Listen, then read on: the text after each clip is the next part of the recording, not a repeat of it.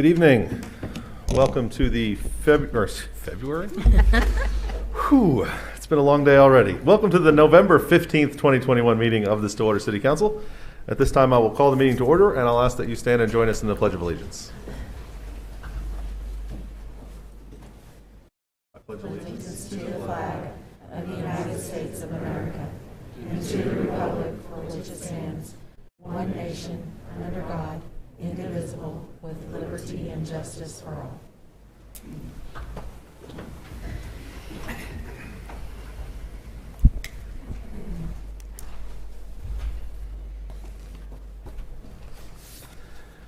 All right, first up tonight, we have some proclamations to do, and the first one is in recognition of World Diabetic Awareness Week. We have a couple of visitors here to help us with this proclamation. I'll read it, and then we'll bring it down and meet Christy and Lincoln Lester.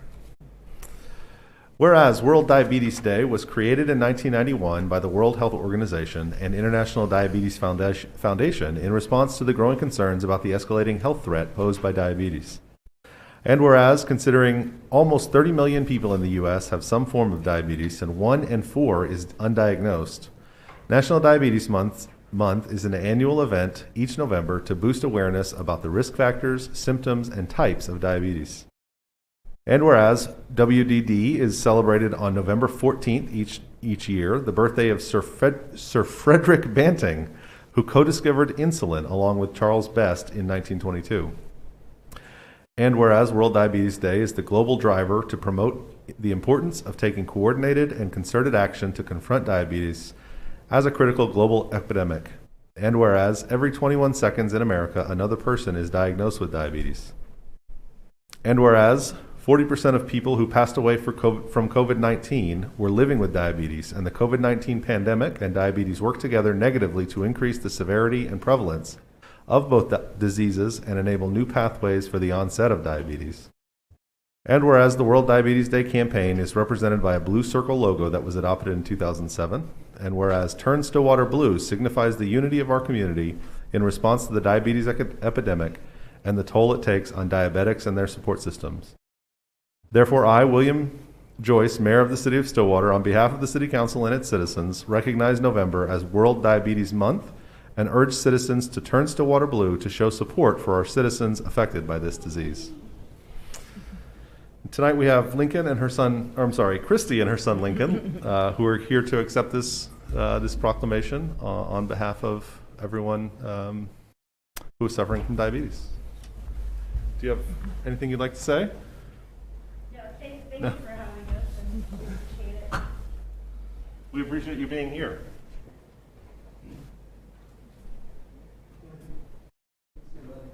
You want to hold this? There you go.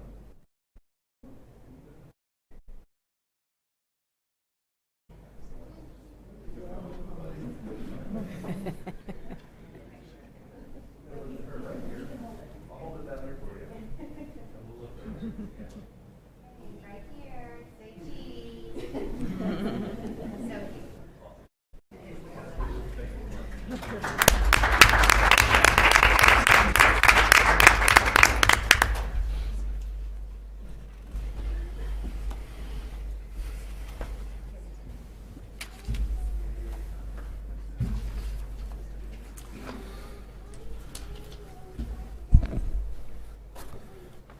Next up, we have a proclamation in recognition of Small Business Saturday, which is coming up here in a couple weeks after Thanksgiving. Yep. Whereas the government of Stillwater, Oklahoma celebrates our local small businesses and the contributions they make to our local economy and community, according to the United States Small Business Administration, there are 31.7 million small businesses in the United States. They represent 99.7% of all firms with paid employees, and they are responsible for 65% of the new jobs created from 2000 to 2019. And whereas small businesses employ 47% of the employees in the private sector in the United States, 88% of all U.S. consumers feel a personal commitment to support small businesses, and 92% of small business owners have pivoted the way they do business to stay open during this pandemic. And whereas 97% of small business Saturday shoppers recognize the impact they can make by shopping small, 85% of them also encourage friends and family to do so. And 56% of shoppers reported that they shopped online with a small business on Small Business Saturday in 2020. More than 50% of consumers who reported shopping small endorsed a local business on social media or shopped at a local business because of a social media recommendation. And whereas Stillwater, Oklahoma supports our local businesses that create jobs, boost our local economy, and preserve our communities. And whereas advocacy groups, as well as the public and private organizations across the country, have endorsed the Saturday after Thanksgiving as Small Business Saturday. Now, therefore, I, William Joyce, Mayor of the City of Stillwater, do hereby proclaim November 27th, 2021 as Small Business Saturday in the City of Stillwater and urge our residents and our community to support small businesses and merchants on Small Business Saturday and throughout the year. We're going to have plenty of opportunity to do that with Mary Main Street downtown after exactly Thanksgiving as well, Yep. and lots of local businesses here in the City of Stillwater who are raring to go with the holiday shopping season. So we certainly urge you all to support those local businesses here in Stillwater. All right, that's all I have on proclamation. So we'll move down to the consent docket. Item 4, councilors, questions, comments, or a motion on the consent docket. I just have a quick comment. I always like to do a shout out to Stacy Delano in the Stillwater Public Library. If anyone has an opportunity to look at the agenda tonight and look at the consent docket, our library is doing amazing things with grants they're receiving, as well as utilizing grant money to help the people in our community, whether or not it's reading, connection to the internet, that type of thing. So just want to do a shout out to say thanks to Stacy and her staff for doing a great job in doing our public library. Absolutely. Motion to approve the consent docket. Second. We have a motion and a second to approve the consent docket. Please vote.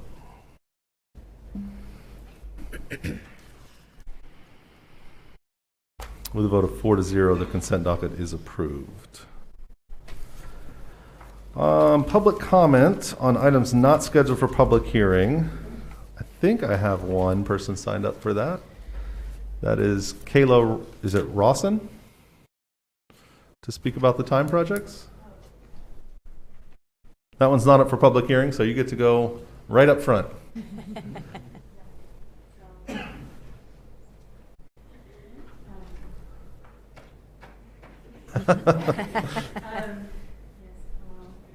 Hello. And this is Noah Bauman. We're with OSU SGA.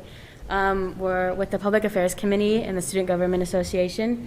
So we're here, our city council liaisons. So we come here and report back to SGA to let them know what's going on in Stillwater. And we're working with Becky Taylor and the Time Projects with the voter registration event.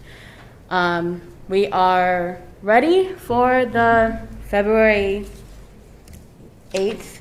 We have plans to organize events for that day, but we're also open to the April election. We're just ready to work with Becky, the city, and OSU as a school to get all students involved and the city involved in that. So yeah. Excellent. Thank you so much. Thank you. Thank you. Thank you for being here, and thank you for the work that you all are doing. We really appreciate you being liaisons back to the SGA. As we talk about every once in a while, probably should talk about more how important it is to have the student body, the student residents here of Stillwater who are full residents of the city of Stillwater, just like the rest of us. We appreciate that you're helping keep them informed. So thank you. Okay, that takes us to item 7, public hearings. First up, we have public comment regarding a request for a specific use permit for an accommodation use permit for property addressed as 1514 West 4th Avenue. This is CC-21-216. Ms. Carnley, did we have good notice on this item? Yes, we do. Thank you. Mr. Harkins. Thank you, Mr. Mayor, council members. Ryan Harkins, Community Development. This is a specific use request at 1514 West 4th. Again, it is for the accommodation use. The subject property is inside the purple hatch pattern. You can see the intersection of Walnut and 4th near the subject property. The aerial photograph here looking to the north toward campus across the property, which is inside the yellow polygon, gives you a better idea of the area. The subject property has the star on it to indicate the structure that the accommodation SUP request is for. And you can see that further on the street view. This small building that in the middle of the photograph within the apartment complex is what the specific use permit request is for. It's been a number of things over the years, but the applicant is looking at using it for short-term rental and other transient type of uses, hence the accommodation use and the SUP request. Zoning map indicates RMI as the zoning district for the subject property, which is inside the black hatch pattern.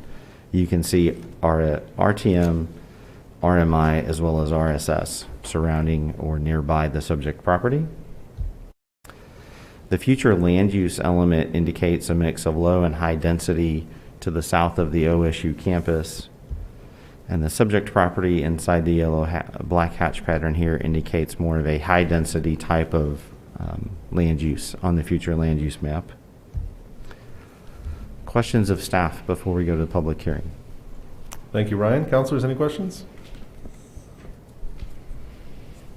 Okay, thank you. All right. At this time, I will open the public hearing on this matter. Kelly Harris is here to speak on behalf of the applicant.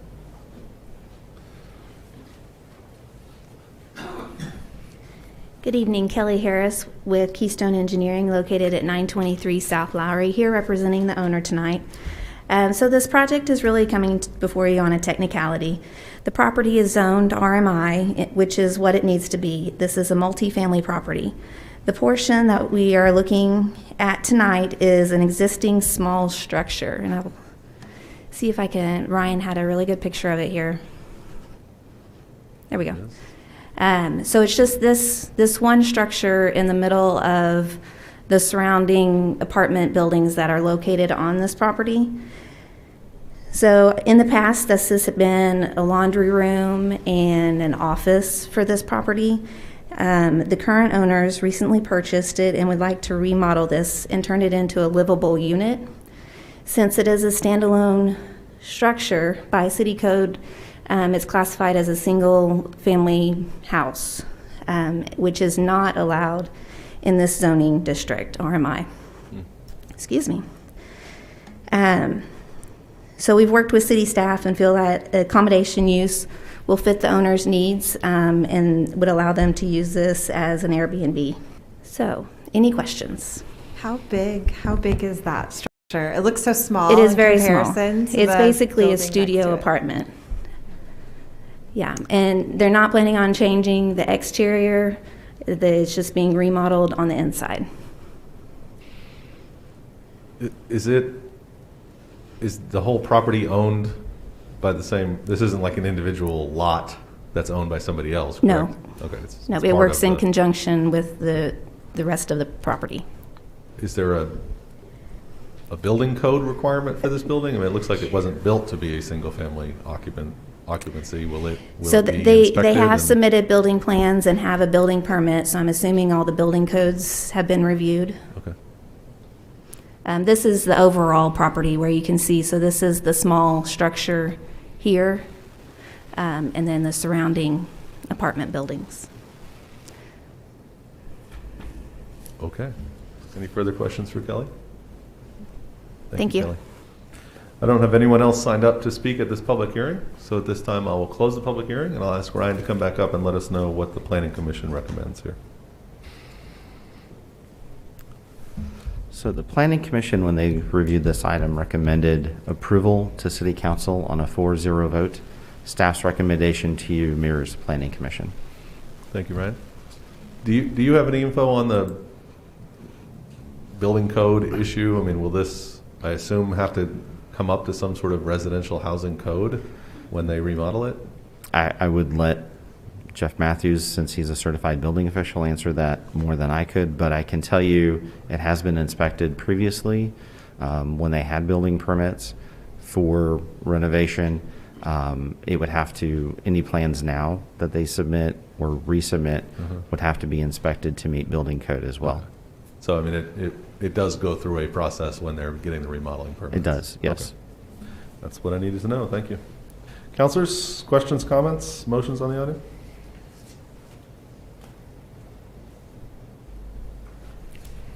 Motion to accept staff recommendation? Second. We have a motion and a second to accept the staff and planning commission recommendations to approve this SUP. Please vote. With a vote of 4-0, the item is approved. That takes us to item 7B, receive public comment regarding a request for a specific use permit for an electronic messaging center for property addressed at 232 South Main Street, CC-21-219. Ms. Carnley, did we have good notice? Yes, we do. Mr. Arkins. Thank you, Mr. Mayor, council members. This is a specific use request for an electronic messaging sign at 232 South Main. The subject property is inside that purple hatch pattern on your screen. You can see it's at the intersection of 3rd and Main. As you look at the aerial, this would be looking to the northwest, and the subject property would be inside that yellow polygon. There's an existing sign that would sit at the northeast corner of their property along Main Street. That's the sign that is the subject of the SUP request. So from street view, you have a better view of that sign that exists now. They would be changing the existing sign and adding the electronic messaging part. The zoning map indicates CG zoning, but you can see CB as well as office and T5 next to this property. That triggers the SUP requirement under the zoning ordinance. Future land use element calls this area commercial, as indicated on the close-up with the subject property inside the black hatch pattern. Any questions that staff can answer? Councilors? Thank you, Ryan. I'm sorry, I did have Sorry. a question. Did you say that they are adding this to the existing pole, or are they creating a new? They would be adding this electronic messaging sign to the existing pole. So there would not be a second pole. Okay. Is there a size, square footage, or anything like that that's either planned, or is there a requirement or a limit that it can, size it can be? The limit under the land development code is 200 square feet total signage for that pole. Okay. Thank you, Ryan. Right, thank you. This time I'll open the public hearing. I don't have anyone signed up to speak, but are you here on behalf of the applicant? I am. Let us know Sorry. your name and address for the record. And Crystal Van Tile, and my address is 4209 South Telephone Road. I'm with Insignia Signs, but I'm here to represent the applicant. I have a drawing of what the sign will look like when it's finished. I have no idea how to run what they had have up one there, copy of it? what it looks like now. And it was submitted with the application, but it's probably signed permit-wise, so I don't know if that's one to look at. Thank you. We are basically taking off everything that's on the pole now. It's all old, anyways. And then everything that you see on there will be new. It's all aluminum construction. And then the video board, and it's less than 200 square feet. So it'll be less square footage than what they're allowed. Is Okay. it the same height that the existing pole is? It is actually a little bit less in height than what's there now, slightly. It's just more decorative. Like, as you can see in the picture that I gave you, it's got a decorative pole cover that's aluminum, and then the top sign will be internally lit as well, but it's with LEDs versus the other is the old high output lamps. And then the video board as well. I'm going to show like football games and stuff on there. They could do AVI clips. Any further questions, councilors? We appreciate you being here. Thank you. You can have your picture back if you need it. Sorry. I don't have anyone else signed up for the public hearing, so at this time I will close the public hearing and I'll ask Ryan to let us know what the Planning Commission recommends. So when the Planning Commission reviewed this item, they recommended approval to you on a 4-0 vote. Staff's recommendation mirrors the Planning Commission's at this time. Thank you, Ryan. Councilors? Motion to accept the Planning Commission's recommendation to approve the specific use permit for the property located at 232 South Main Street. Second. We have a motion and a second to approve the SUP. Please vote. With a vote of 4-0, the item is approved. Next up, item 7C is a hearing to determine whether the structure located at 2420 East 12th Avenue, Stillwater, Oklahoma, is dilapidated as defined in 11 OS 22-112C and abandoned as designed in 11 OS 22-112.4E. And Beth Ann Childs is here to give us a presentation. Good evening, Mayor and council members. I'm pleased to report that after these three, we only have one or two more structures to bring to you. So we've made tremendous progress. I'd like to recognize the code enforcement officers that every time I ask them to do something, they run and do it. In this case is certainly no exception. What I'm going to do is I'm going to ask James just if he would to kind of flip through some of the pictures. As has become our practice, I will form the notebook, which was forwarded to the City Council.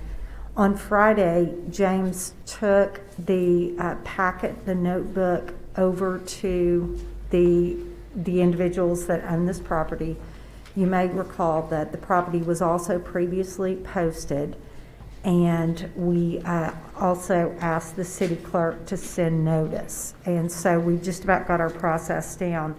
One of the things that we will talk about is, and I do appreciate them assisting me in this regard, we actually created a dilapidated structure checklist. And so what they do is every time we go through and note this.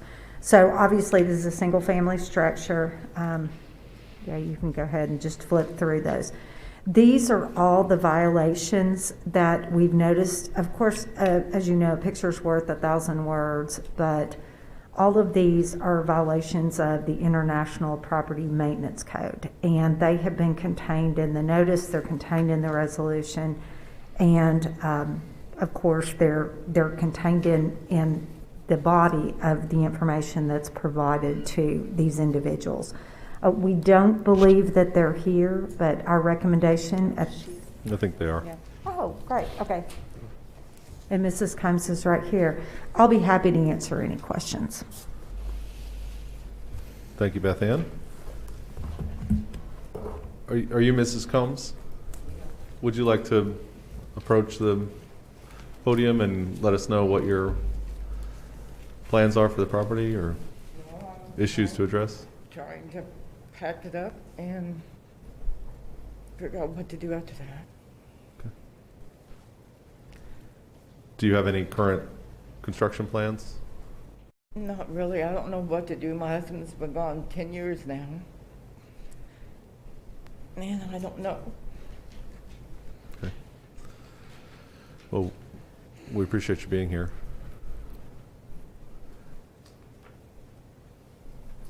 What is the... Mrs. Combs, are you living in the house? Well, I haven't had an opportunity to visit with her. I know that you've had intermittent contact, or have you just always had to? We've never been able to actually make contact with her. So I'll leave the resolution up to the council. If you would like for me to get her contact information and call her and see if we can't make some headway that way, we'll be happy to do that. So. Yeah, I mean, given that it's currently occupied, I think we would certainly want to try to figure out what we can do. Yep. I don't know what based on the report and the findings and the photographs, I think it's certainly something that we would, I don't know if we can make the finding and then work with her to try to figure out how to deal with that, or if we should hold off on the finding until we're able to speak with her. And that might be a good thing to do. If you want to pass the public hearing to a date certain, perhaps maybe January after the holidays, and I'll get with the code enforcement officer and we'll see if we can't help her come up with some sort of strategy. That'd be great. That sounds good. Yep. So, I mean, I guess just to be clear, I mean, we've reached out and tried to make contact, but we just haven't been able to this point? Okay. Okay. Well, I'm glad that she's here and that we can establish some contact and figure out what the best thing to do is. So we would need a motion to pass this item to... A date certain. Do we know what our January date is? January 10th is the first date. Want to do the second one? Maybe the second Let's one do in the second January, one. so that would be the... It would be January 24th. Let's January do- 24th. Yeah. Is there a motion to that effect? So are we tabling it? Is that what we said? Table it. Yeah, Yes. we'll just motion. pass the whole public hearing to January 24th. Motion to table until January 24th, 2022. Perfect. Second. We have a motion and a second to table item 7C. 7C to the meeting on January 24th, 2022. Please vote. With a vote of 4-0, that item will be tabled until January 24th. Next item is 7D, a hearing to determine whether the structures located at 1005 South Husband Street, Stillwater, Oklahoma, are dilapidated, as defined in 11 OS 22-112C, and abandoned, as defined in 11 OS 22-112.4E. Ms. Childs. Thank you, Mayor. This is 1005 South Husband Street. It's a structure that's owned by Mr. Rex Hayes. There are actually two different cases involving him this evening, so if you would like for me to cover them both at one time, I'm happy to do that. These properties are next door to each other, is that correct? They are. Yep. So these are some photographs. I will tell you that the code enforcement officers have attempted to work with Mr. Hayes many, many times over the years, and in fact, we have done several abatements. If you look at the table of contents that we were able to put together, there's a large list of all the times that the city has had complaints and had to work through. One thing that I will tell you is as they were beginning this process, this most recent time, they asked me about photographing the property, and I did advise them that my preference was for them not to, look over the fence or do anything like that. So all of these photographs are taken from a ways away. Some of the code enforcement violations that we have, and of course we summarize that, these are all of the property maintenance code violations. I met with Mr. Hayes just right before we got started today. I'm not sure if he's living in either one of these structures. He may be able to address that, but obviously there are some significant issues. This does date back for several years, and in fact, in the packet, if you'll notice, I did include some photographs that were taken from 2019, so we haven't had a substantial amount of progress.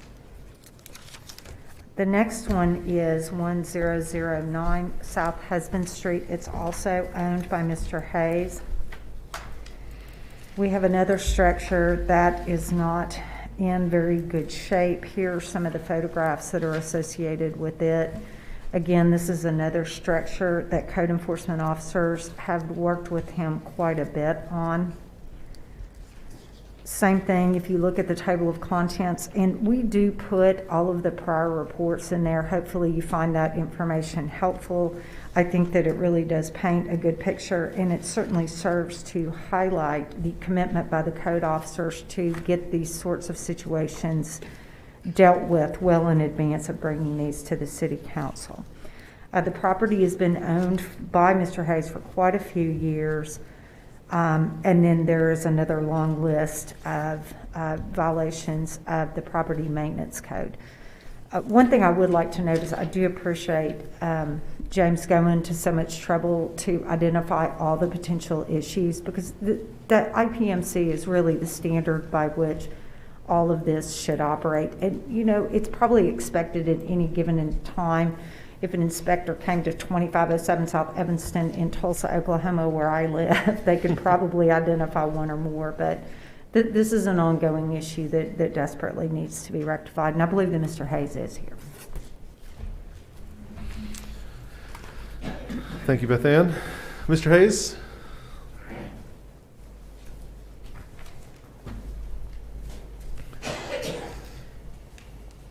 I want to thank you all for your consideration and time and service. Could you speak into the microphone just so we can, thank you. I want to thank you all for your consideration on my case and your time and service to humanity and the community. And I'd like to make a few statements if I could. I worked on the first Habitat house here that Jimmy Carter come and dedicated. I was one of 2 foremen that helped take out the 60 acres for the athletic village for Habitat. We have been in discussion with Habitat And Russ Tubner, if you go to his website, he says he's trying to bring creativity to Stillwater. Habitat, believe it or not, Corey Williams, Kicker, Simmons Bank, Stillwater Arts and Humanities, and the Community Center, OSU Music Department. I can't remember the name of the religious groups. They're the Mennonite type people south of town. They're coming up here helping people. And a number of the other churches have shown interest too. We have a serious global warming problem, and I would like to see us try to rebuild more of these places. I've spent a lot of time helping other people, and unfortunately, I guess I'm not fast enough on my stuff. And I know this has been a while. You know, I've been here. It'll be 40 years next year, running the vacuum and sewing store. The first year of research week, I sat in 6 hours of the discussions, and they said that almost all the great research universities are around a culturally vibrant community. And they said that generally the worst research universities had the best sports programs. I don't know if I should say that, but maybe that's why we probably haven't heard this.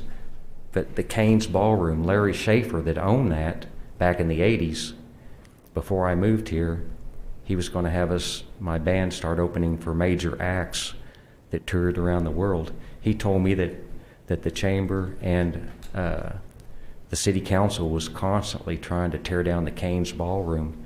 It's considered one of the top 10 places in the world for live musicians.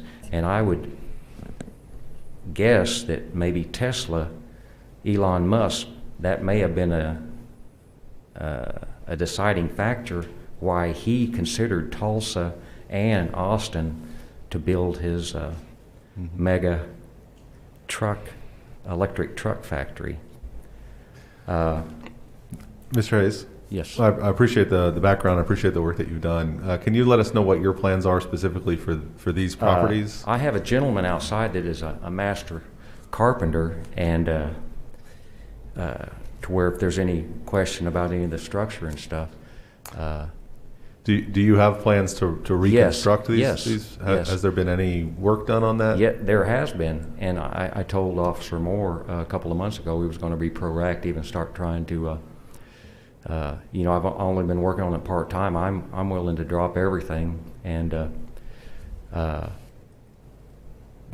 full time. And I have a lot of these other people I mentioned are all interested in doing a music ministry type thing. And I would hope that we could, it would be nice if we had about 2 years. In the winter, you can't very well paint if it's above, unless it's above 50.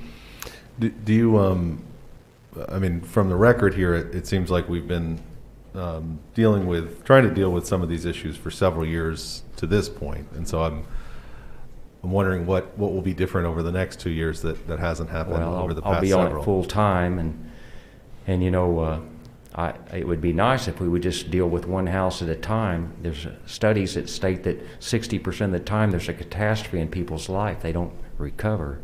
So it's been very traumatic, and I'm instrumental in getting music instruments to the Stillwater Public Library, and we're trying to be proactive. I've been talking to the law enforcement about trying to, if we got a 501c, y'all might be interested in a write-off. It's as these other groups have been involved in it, but this would be a great place to start trying to save some of these people's houses and stuff, and this could be a great proving ground. It would just, I just need y'all's patience, and I apologize for all the, Do you have any documentation in terms of what's been done over the last few months, or any contracts for work in the future? Out here. I'd like to get him in here, and he could tell you as to the. I know it's not a very pretty picture on the outside, but it's been massively remodeled on the inside. Let me get him in here if I can for a second. I will.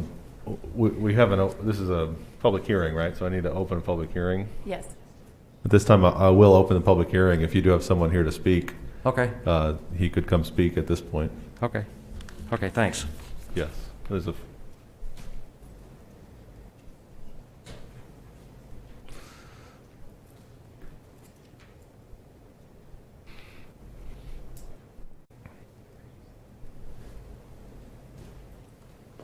Hello, sir. Hello. If you could state your name and address for the record, you'll have 5 minutes to speak on the item. Okay. My name's Kerry Young. I live in Morrison, Oklahoma. And I've just recently met Rex in the last 90 days, last 3 months.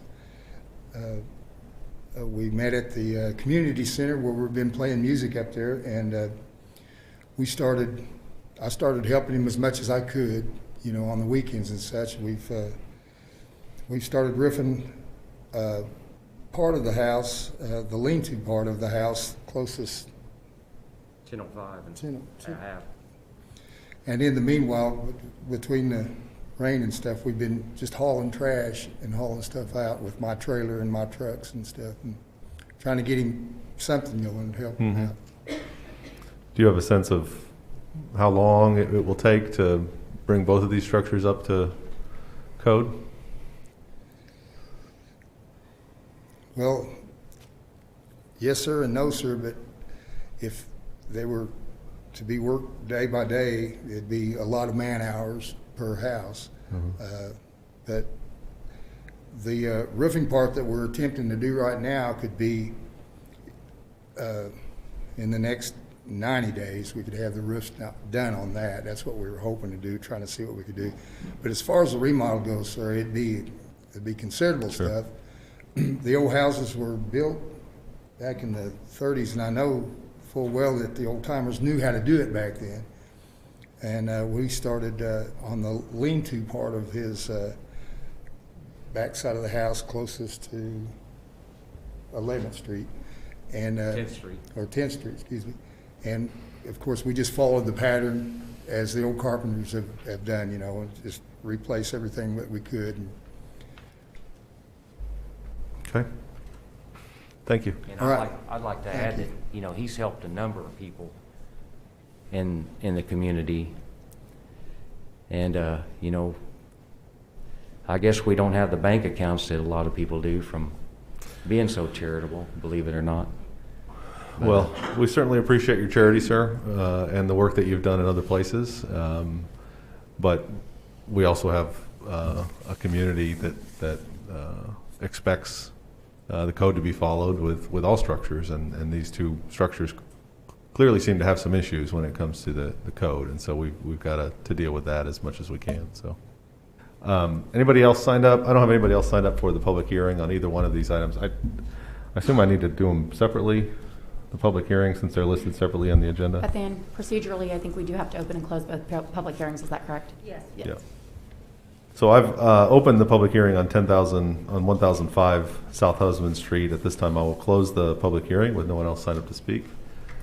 And I'll move on to item 7E, the hearing to determine whether the structures located at 1009 South Husband Street, Stillwater, Oklahoma, are dilapidated as defined as in 11 OS 22-112C and abandoned as defined in 11 OS 22-112.4E. And open the public hearing on this item. With no one signed up to speak, I will close that public hearing as well. Beth Ann, could you just let us know what the procedure needs to be at this point? Absolutely. I will tell you that, and I feel as if I really would like to represent the code enforcement officers in this. This has been going on for many, many years. I do sympathize with his position. You know, the council has been able to make progress with some of the other dilapidated structures by giving the individuals a little bit more time, so it really is council's discretion.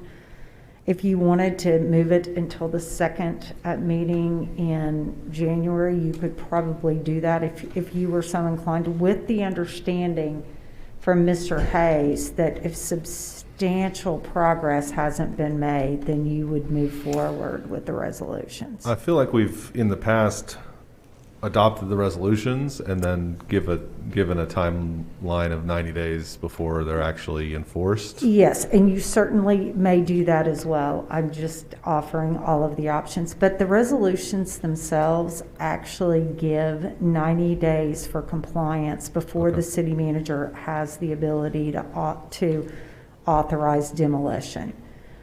And we have in the past, when people have come and shown substantial progress in that 90-day period, we can extend that if we needed to. You certainly may. Okay. And then these items will be taken up as resolutions under another part of the later part of the agenda. That's correct. Correct. Councilors, any questions for Beth Ann or for Mr. Hayes? I do think it's so important for us to also realize the negative impact of these dilapidated structures in the neighborhood and on the neighbors of these structures, and just the overall challenge it presents in our community when we have that kind of broken window syndrome of kind of bringing down the rest of the properties around it. I think it's so challenging because it's your property and your homes and it is so hard to have these conversations, but it is also so very important that the community around these properties feels safe and secure, and that we're enforcing, I think, the codes to make sure that happens. I think it's just, at some point, we have to also protect the neighbors around these properties and keep them safe. I think this is one of the hardest things that we do as a city council, is try and make these decisions. Mr. Hayes, I empathize with you. There is a history, though. It's been many years, and I also want to be respectful of the hard work and effort that our law enforcement does in order to keep the code, and I don't want to negate that. I think at this point, it's time to make some decisions and not push it back. It's just been too much of a history. Mm-hmm. Say something? Please. Well, this is the first time I've talked to Beth Ann. Hi. Well, I would ask that if y'all, I would like to be able to be given the time. And if we pass the resolution, sir, then you'll have 90 days to either comply with the order to tear them down and remove them, or you'll have 90, to come back and show us some sort of substantial progress towards rectifying the problems. Okay, and that's really what we need to see. That's we great. need to see substantial progress. I appreciate that. And I would, people don't like me offering suggestions, but I would like to see if things must be tore down, that possibly we can work to take them apart and give the stuff to Habitat, and we have a serious catastrophe with our environment. Mm-hmm. And you certainly have the opportunity to do that. Thank you all. Yes. Thank you, sir. All right. I think we've opened and closed both the public hearings, and we will now move on to item 8 on the agenda. Under general orders, 8A is approve budget amendment appropriating a $20,000 donation to establish the Thomas and Patsy Bostick Police Gym Fund. Good Hello. evening, councilors, mayor. Melissa Reams, Deputy City Manager, before you this evening to present the request to establish the Thomas and Patsy Bostick Fund to the benefit of our police department. Thomas and Patsy are the parents, or were the parents, of Paul Bostick, who is a retired police officer and now our code enforcement officer. And they made a very generous donation of $20,000. We'd like for you as the council to receive that donation and endorse the creation of the fund that will house the money that will go to the maintenance and repair of the athletic facility on the second floor of the police department. And so the recommendation before you this evening is for you to approve the budget amendments, both receiving the donation and setting up the expenditure account in the fund. And I'm happy to answer any questions you may have. Thank you, Melissa. Counselors? I would just say thank you to Mr. and Mrs. Bostic. I think there's few things more important than exercise, and I think it's great for our police officers to be able to exercise for both physical fitness and kind of emotional well-being as well. Absolutely. So, thanks to the Bostic. Absolutely. That's wonderful. Very generous donation, and again, a very worthy cause to help fund that gym. Is there a motion on the item, counselors? Motion to approve budget amendment reflecting a donation of $20,000 to establish the Thomas and Patsy Bostic Police Gym Fund. Second. We have a motion and a second to approve the budget amendment. Please vote.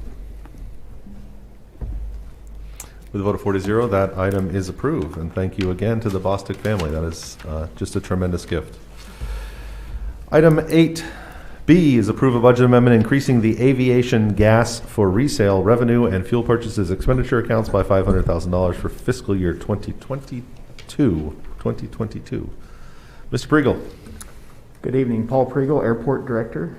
Tonight I bring before you a budget amendment for your consideration. The Stillwater Regional Airport is a wholesaler of aviation fuel, and with that we maintain two accounts, an expenditure and a revenue account to cover the purchase and then collecting the resale from Stillwater Flight Center. Prior to COVID, we were on track to sell or to budget $1.5 million for our annual budget adoption. However, with the uncertainties of COVID this year, we took a conservative approach and only budgeted $1 million for expenditures and revenue to cover that. I'm happy to say that our fuel sales are at historic levels. We are at 65% year-over-year increase. Wow.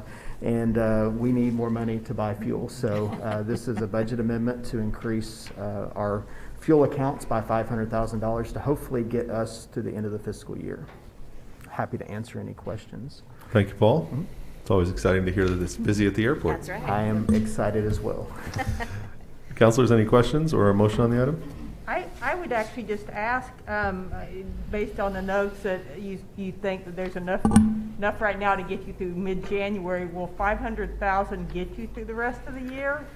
As I was kind of doing math, it seemed so we have $1 million right now. Through today, we just are about 5,000 short of 700,000 for the year. And so we feel like getting through January will be a little over the halfway point. With typically in the winter, we slow down a little bit because of the winter weather. But just talking to our finance director, we felt like that this conservatively should get us through. If it doesn't, we'll be in another good position because we'll have sold that much more, and we may have to come back and polish it off at the end. But I think it should get us there. Thank you. Mm-hmm. Good problem to have. If we Absolutely. Absolutely. Counselors? Go ahead. Motion to approve the budget amendment increasing the aviation gas for resale revenue and the fuel purchases expenditure accounts by $500K. Second. We have a motion and a second to approve the budget amendments. Please vote. With a vote of 4-0, those budget amendments are approved. Item 8C is approve a budget amendment appropriating $32,921 in the rural fire account for the purchase of 3 new HVAC units and 1 apparatus bay heater for various fire department locations. Chief Essery, welcome. Thank you, Mayor, Council. Good evening. Thanks for your time tonight. Terry Essery, Fire Chief. So I'm here tonight to ask for your consideration of the budget amendment to cover 4 units. One is a heater, a standalone heater at Fire Station 1 that sits in the bay and keeps the engines at the right temperature and keeps everything comfortable and all the within limits there. We also need 3 HVAC units that have all decided to kind of die on us at the same time. One is at Fire Station 4, another at Fire Station 2, and then one's at Fire Administration. We do have the money in the roll account. It just wasn't budgeted in this fiscal year, but unfortunately it can't wait until next. And I would love to answer any questions that you may have. Counselors? Will those units get bid out, or are they on state contract, or how's that work? Right now, we're currently getting quotes from different vendors around Stillwater. Okay.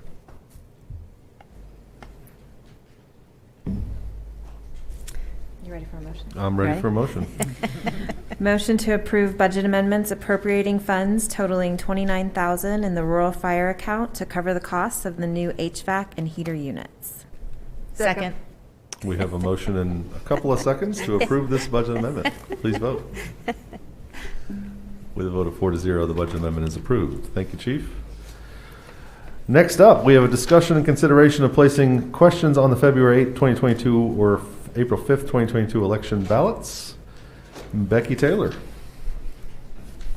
Good evening, Mayor and Councilors. Becky Taylor, Chief Civic Innovation Officer. At our October 25th council meeting, we discussed the time projects and the feedback we received from our community. And as you requested at that meeting, we are prepared for a possible election date of either February 8th, 2022 or April 5th, 2022.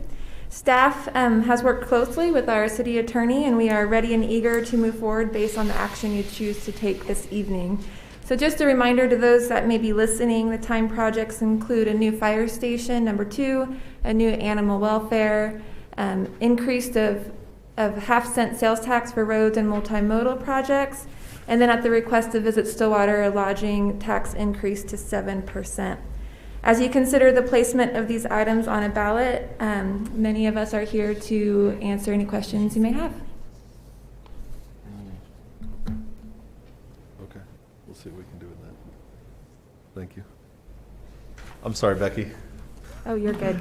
Can you repeat the end of that? Yeah, we're just here to answer any questions you may have during the discussion. That's it. Counselors, questions, comments? I have a comment and a question. My question is, do all of those things need to go on the ballot together, or can we break it apart? In other words, do the bond in one and I just want to clarify with people, it says increase, it's a visitor's tax. So let's clarify that it's not a tax that's going to go on the residents of Stillwater. It is literally a tax that goes on people coming to visit us. So that is money generated. So I want to be clear that people understand exactly what it is that's going to go on the ballot. And I also want to be clear that what we're putting on the ballot is, people understand they're coming out to vote and understand that. So my question is, can we break that so one's on the February 1 and one's on the April 1? Yes, however you'd like. Okay. Can all be separated and placed wherever and however you'd like it to be. Okay. I'll just chime in. That's why it's on the agenda, just for us to decide, because we're getting to the point where we're going to have Make those the decisions. resolution deadline due to the county election board. So we've got to decide which ones we want to put on the ballot so we can do the work to get the resolution in a timely manner. Mm-hmm. I think my thing is we're always worried about voter turnout, and I want the most people coming out to vote and knowing what they're voting on, rather than putting so much on the agenda that we think that's what's going to get people out to vote. I want people to vote because they care about what's being put on the ballot. So I want to be mindful about what is being put on each ballot. So do you So have my suggestion is to break them both up. So in other words, do the bond one on one date and the, I'm going to say visitor tax on the other date. What about the half-cent sales tax for roads? That would go, I would probably put that on with the bonds. So it sounds like your distinction is kind of, these are community funded initiatives from the bond, whether it's the fire station, animal welfare, or the sales tax, which technically would include visitors as well, because it's a sales tax. And then have the hotel tax, which is more specifically for our visitors, be on a separate, so that folks understand this is community funded. This is kind of separate from that. Yeah. Do you have a preference on which one goes first? I don't. I think that we have had some great conversations around the things that are community, meaning the animal welfare, the bond stuff. I was hoping that we'd have a little bit more time to have some more conversation, because I really think these things are important, and we haven't passed a bond issue in a while. And it's not that I want to kick the can down the road or have it linger, but I think we could do a little bit more conversations with that. I think a visitor tax, and then the other thing maybe could go on the February one, because that's a little bit less, Not that it's less important, but I think a little bit easier to understand. So the visitor tax and the transportation sales tax.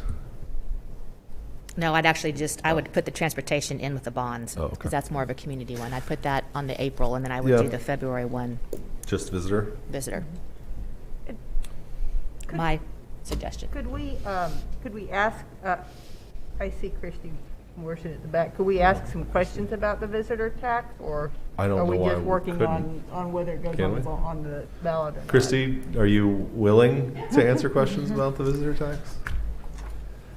So just to be clear for everybody, we currently have a 4% hotel tax, which is paid by people when they rent a hotel room in the city of Stillwater. There's an additional 4% that was passed in 1985. Correct. And has not been changed since 1985.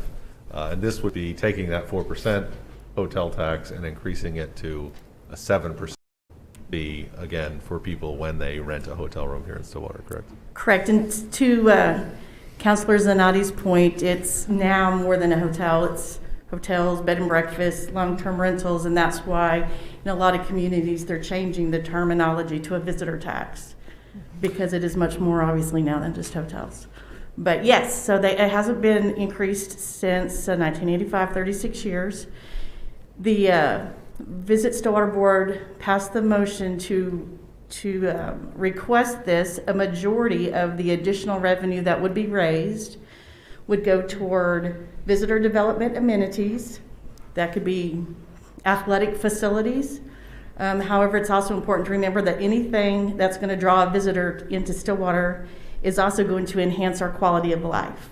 So any of those things that we may build, capital projects, whatever that's going to help us generate more visitors to town, are also going to be things that we as residents are going to enjoy.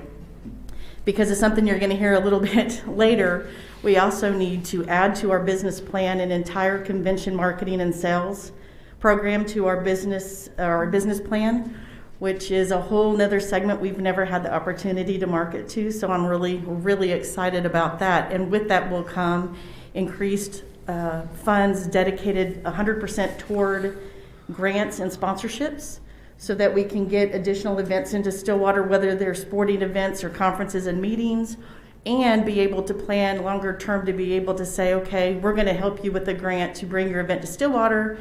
However, for a grant for this amount, if you commit to 3 to 5 years for hosting your event in Stillwater, then we can commit to helping you further. It's going to help us be able to bring those events to Stillwater and to keep them here as well. And then we would also like to enhance our digital marketing campaign primarily to the DFW, Houston, and Denver markets, which are primarily from where our visitors are using the air service coming into Stillwater. So we are the ones that if you pull up Oklahoma City and Tulsa airports and get fed an ad for Visit Stillwater, sorry, that's probably us. Thank you. And that was going to be exactly my question. But another question kind of on top of that is just how does raising the visitor tax to 7%, how does that compare us to surrounding areas? That's a really good question. So I can just tell you currently to the north of us, Enid, Perry, and Ponca City are all at 8%. Sand Springs to the east of us is at 7%. And Cushing, Guthrie, and Edmond are all considering increases right now as well. They currently sit at 4%, and they are all considering increases. And then I survey about 58 tourism type of organizations in Oklahoma annually, and probably given the last couple of years that we've had, 100% of them are increasing some change of some form. Thank you. Thank you, Christy. Anything else for Christy? Appreciate it. In terms of timing and grouping and all this kind of stuff, I mean, I think it's really hard to know what's honestly the best thing to get, because you are, there's going to be elections in Stillwater on February 8th for sure, and there will be an election on February 5th for sure, because the school board will have an election on that date. February 8th, the city council will have an election. So there's definitely going to be elections both of those days. The question of sort of splitting these up and allowing people more sort of time or space. So I mean, either way, all four of these things would be separate issues on a ballot that people can vote yes or no on each individual one. They're not grouped together in any way. But splitting them at some level on ballots, you know, may help people focus a little bit more, may give us a little bit more time on a couple of them if you know, to talk about, especially the bond ones. I could see that. I honestly see the sales tax more in line with the visitor tax, given that it's, you know, a lot of it's paid by people coming in from out of town. Sales tax for transportation has you know, traditionally, at least the last couple times we've had one up, has passed relatively, you know, with fairly strong support. I think people see that as a benefit to the community, and they understand that it's spread among all the people who come to Stillwater to shop, people who are here for football games, people who are here for events, that sort of thing. So I could see those maybe going at the same time, and then letting us focus just on bonds for the second one and have it be a little bit more, because honestly, that's the issue in Stillwater that has been the most difficult to help people, you know, understand and see why it's needed. So I could go that direction as well, if we're gonna divide them over the two elections. But I don't necessarily feel super strongly one way or the other about that. I feel like it's a lot, right? We have 4 items. It might seem a little overwhelming to have everything on one, but in fact, right, we kind of need, right? We wouldn't be, staff has talked to us, we've talked with the community, we've identified these as needs within our community and investments that we need to make in our community, and are asking the public to vote and have their say. I guess kind of agree that maybe the sales tax and the hotel, that the function is kind of the same in terms of people understanding how a tax works. That's similar, whereas the bond is kind of separate funding. I just worry I worry a little bit if we separate them, that we could maybe have success with the first round and people feel like, well, we just passed this other round and we may not be as interested in engaging for this next discussion with that split in time.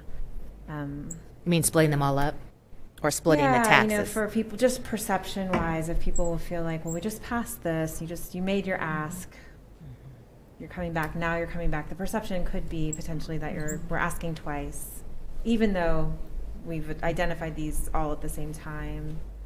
I can see that. I think then it's on us as city to explain the importance of what each of these 4 things represent. And it's, you know, it is 2 asks, but it's allowing time for 3, or I guess if we want, I mean, I'm okay putting both taxes together, but the bond issue to me is just near and dear, and I really want the community to understand what the impact has on voting for this. Not that the other 2 aren't; those are too. But I think you're right. One's a community thing, and one is. I mean, they all are, but 2 of them are community, and the others are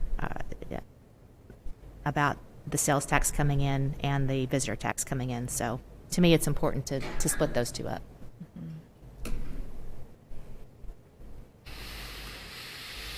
I mean, in terms of timing, to get anything on the February 8th ballot, we have to have a resolution to the county election board by December 6th or 8th? 9th, December 9th. 6th would be the last council meeting when we could take action. And bear in mind, when we're discussing the 2 proposed sales tax increases, those do require that we have the ordinance through second read prior to putting those on. So that leaves us with the last 2 meetings. We've got to decide if it's on the ballot. We'll have to address the ordinances this evening.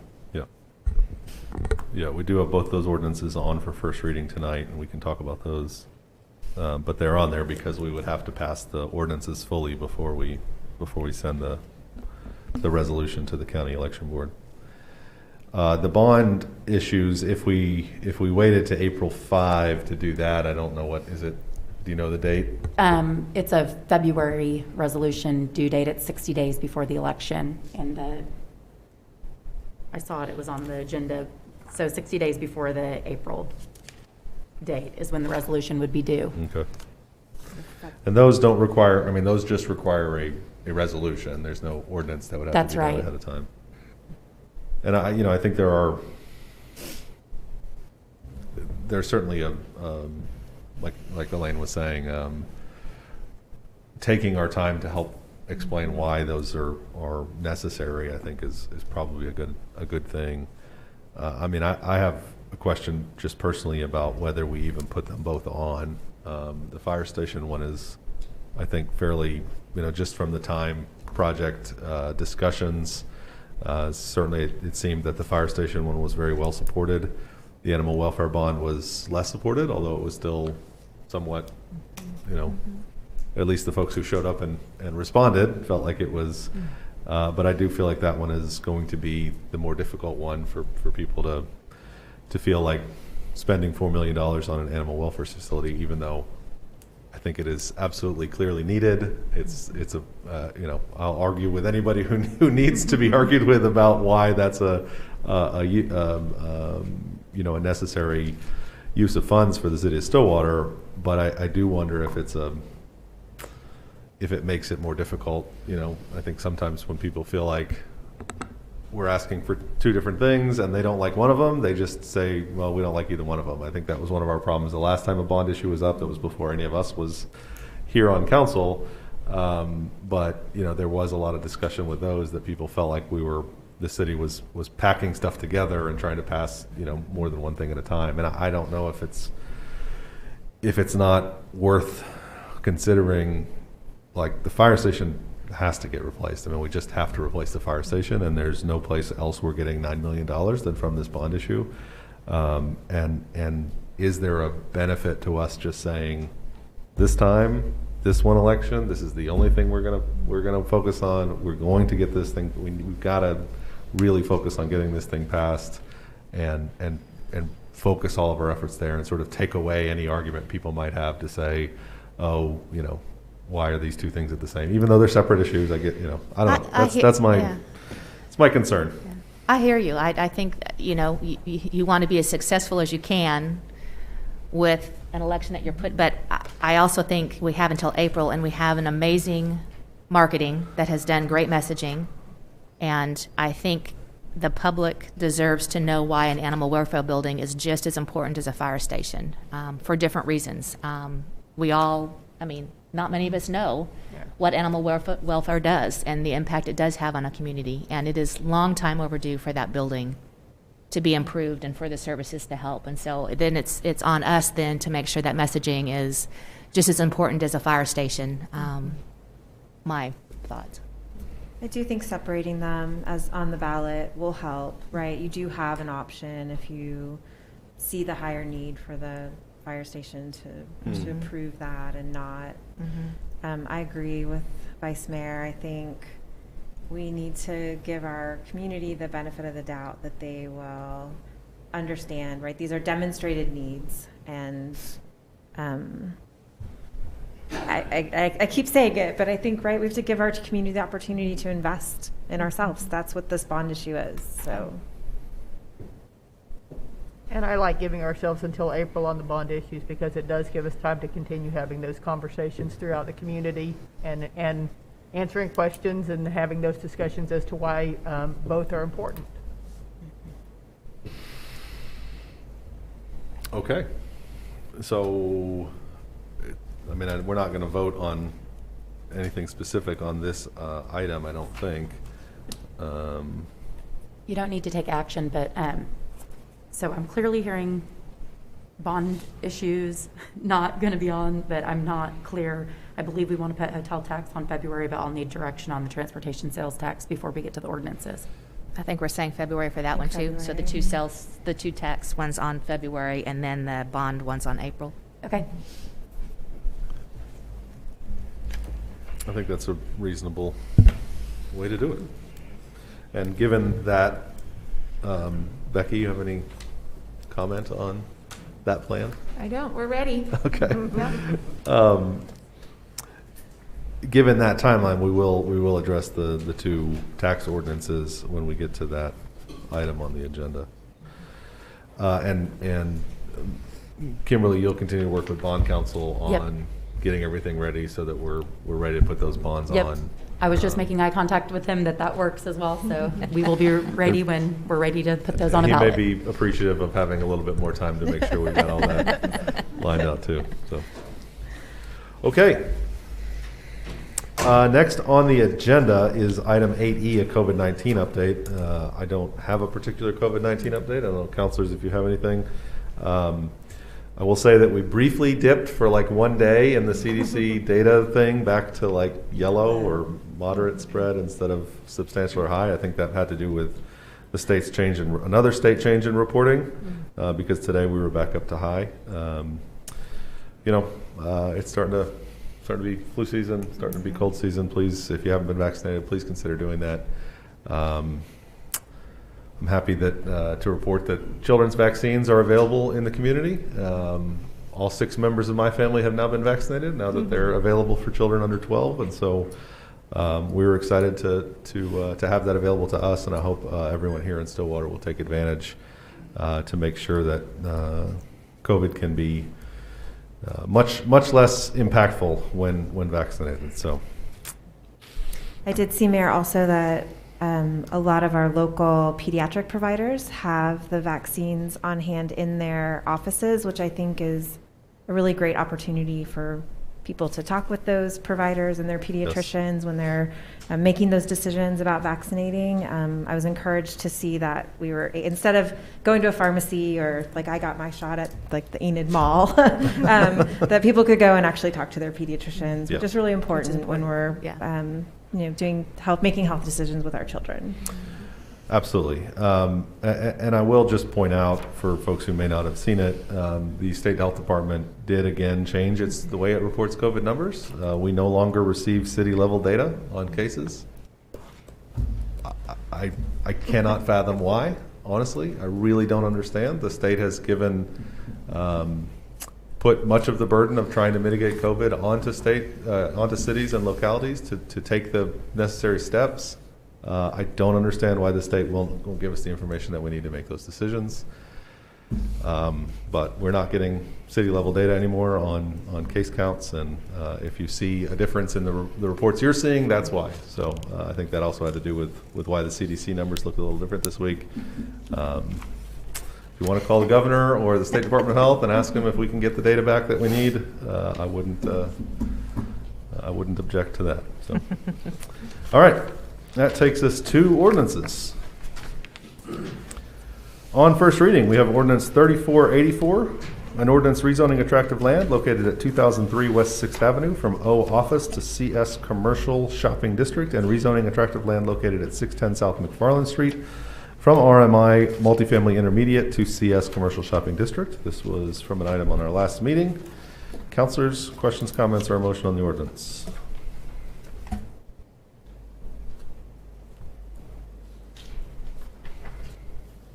Motion to advance ordinance number 3484 to second reading. Second. We have a motion and a second to advance the ordinance. Please vote. The vote of 4-0, ordinance 3484 is advanced to second reading. Okay, ordinance 3485 is the ordinance that relates to what's currently called the hotel room tax, or the hotel tax. And I'll read this title. We can discuss whether we want to see anything changed. Yeah, that's right. After I read it, correct? Okay. Yes. Ordinance 3485 is an ordinance amending the Code of Ordinances of the City of Stillwater by amending Chapter 39, Taxation, Article 4, Hotel Room Tax, renaming Article 4, Lodging Tax, amending Section 39-271, Definitions, Section 39-272, Use of Funds, levying an excise tax of 7% by amending Section 39-273, Tax Levied, amending Section 39-278, Returns, and Section 39-286, Registration Certificates and Certificates of Authority. So this is a draft title so that we could get this on the agenda for this discussion. I don't know if I have a copy of the ordinance in here. No, it's being proposed by title only. The charter allows us to bring the title only.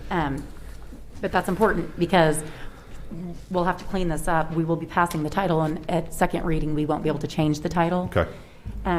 This title reflects changes that are in the proposed draft that have been circulated, visit Stillwater and with the council.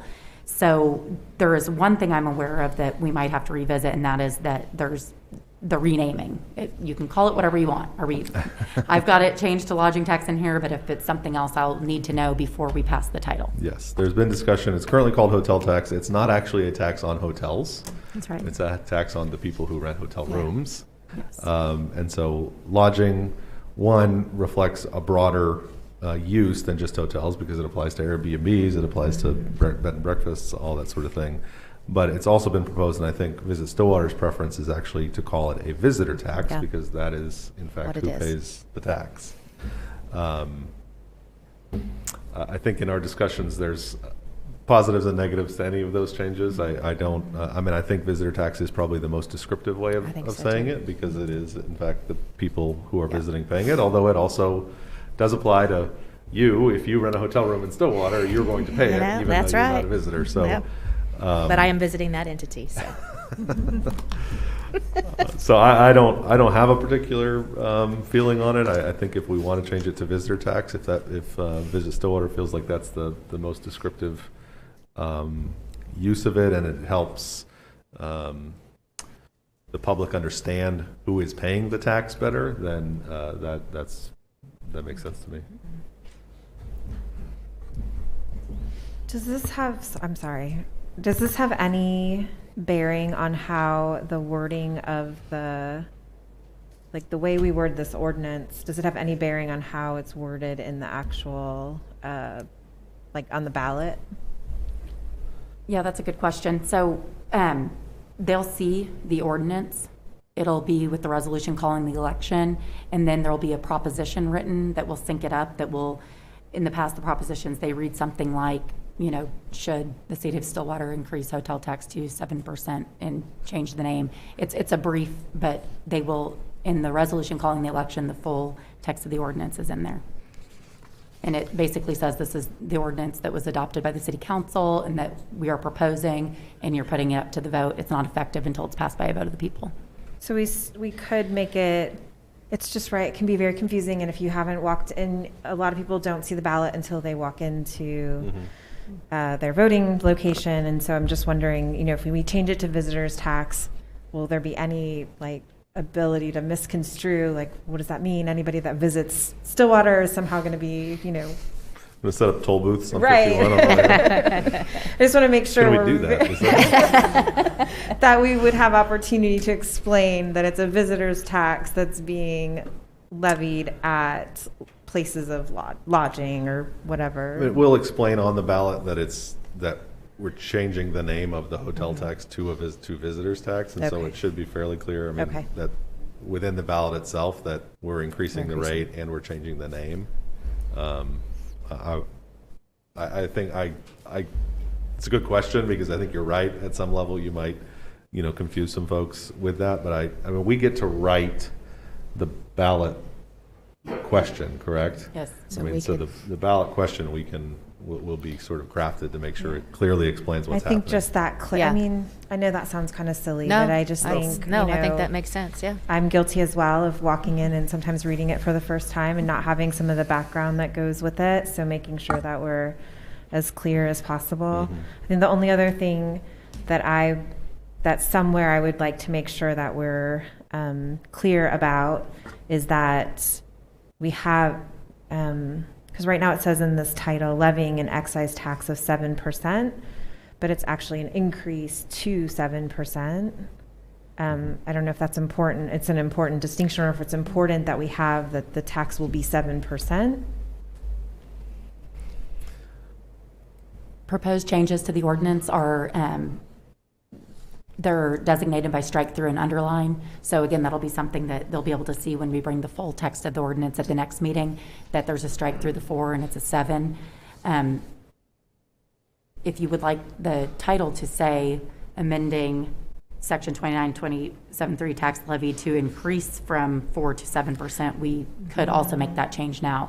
I don't know how important that is. I just would want to make sure that that's clear as we move through the rest of the process. Well, yeah, it's a good question because, again, the actual ballot question is not just the ordinance title, correct? I mean, That's right. It's a ballot question that gets written to explain what the ordinance change is. And there are some legal requirements to how that's written as well, too.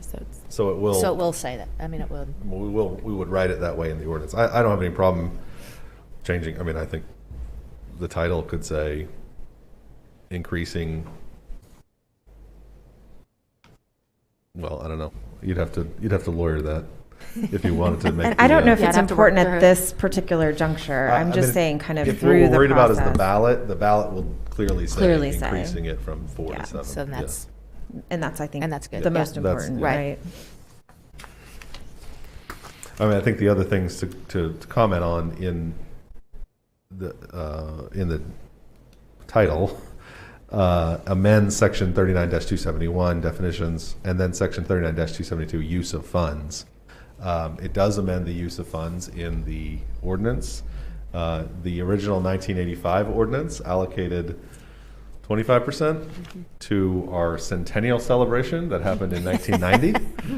So we'll need to amend that. I don't know if you guys realized, but that was a while ago. So what this new one will actually say, it will allocate 70% of the collected funding towards marketing activity, which is currently done by Visit Stillwater. It doesn't allocate it to Visit Stillwater. It allocates it to the marketing activity that's done. It could be done by Visit Stillwater or a successor of some kind. But it does allocate specifically 70% of the collected funding to be spent on that marketing, which includes the grants that are given, all of the money and time we spend. The Visit Stillwater currently does very well to attract visitors here, is where that 70% would fall, and then the other 30% is allocated towards the development of visitor amenities.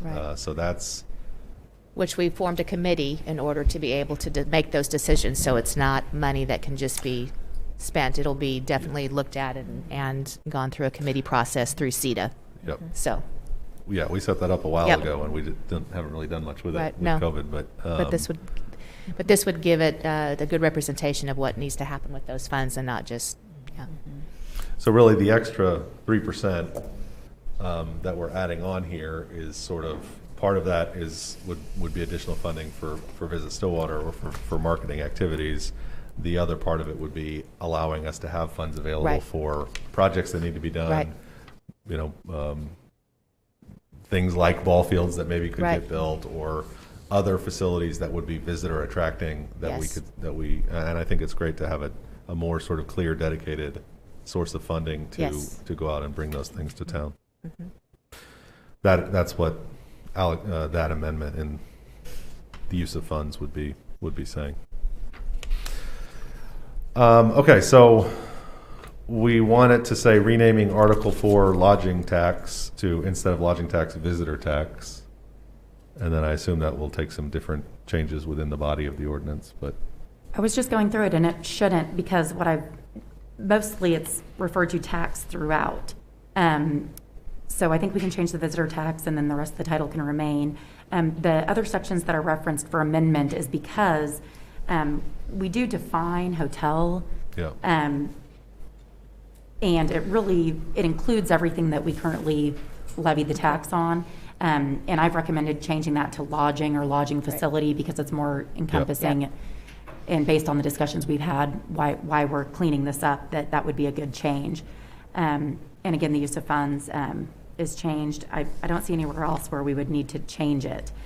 I would probably recommend to keep the language in the title that says levying an excise tax of 7%, the way it's written in the title as it is now.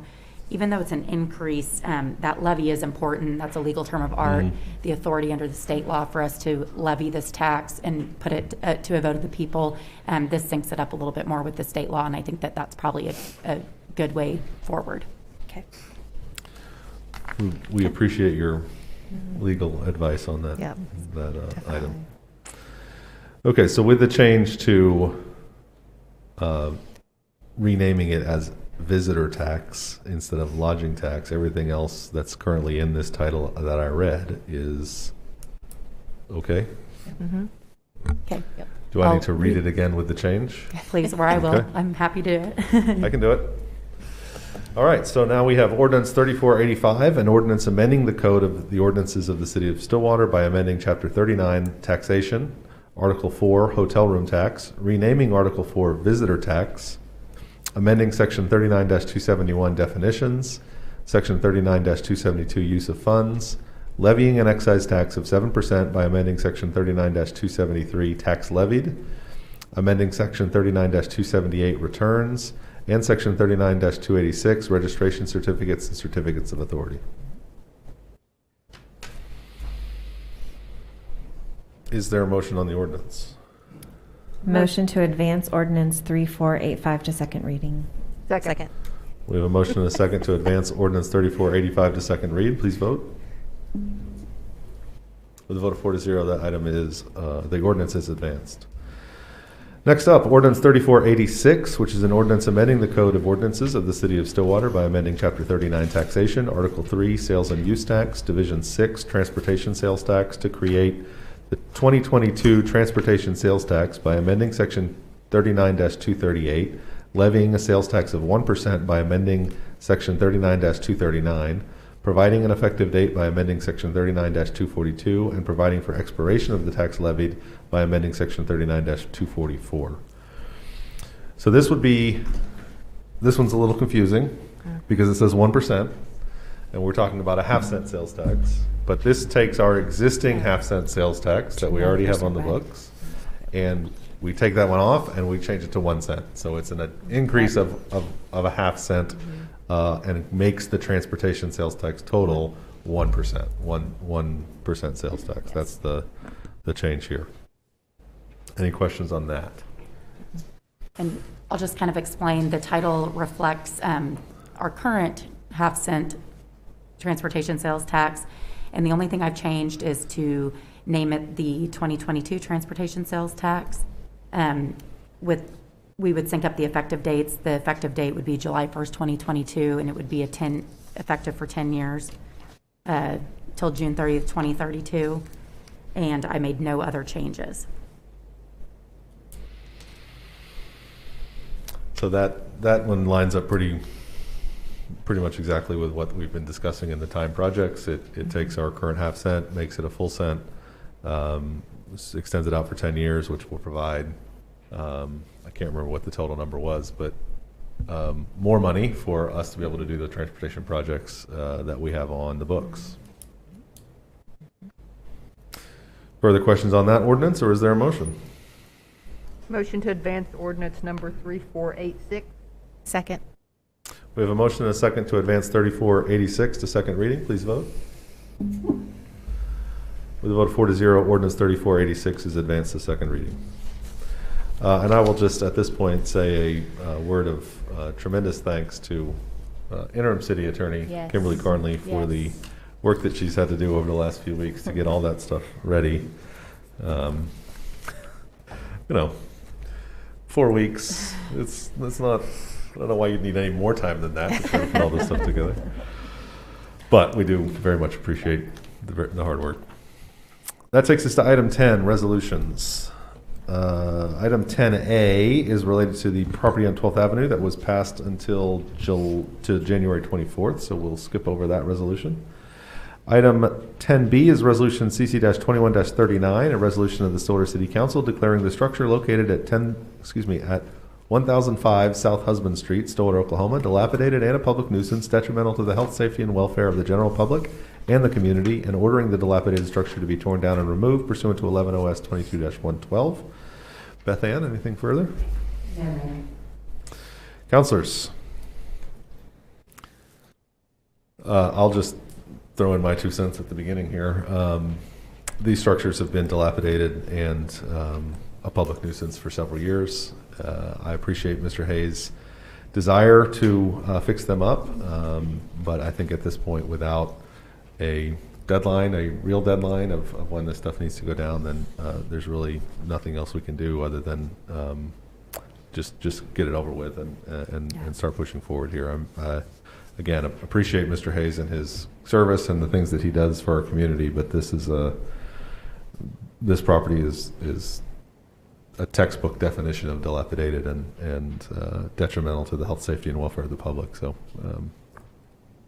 And when it has continued to be an issue for years, it makes it hard when we know the officers work really hard to document this, and it just keeps getting delayed. Yep. And so I agree with you. So just to be clear, we would have 90 days to comply with the order to remove the property, and if for whatever reason there was substantial progress in the other direction, we could see him again and extend that if we wanted to. Absolutely. All right. Further discussion, or is there a motion on Resolution 2021-39?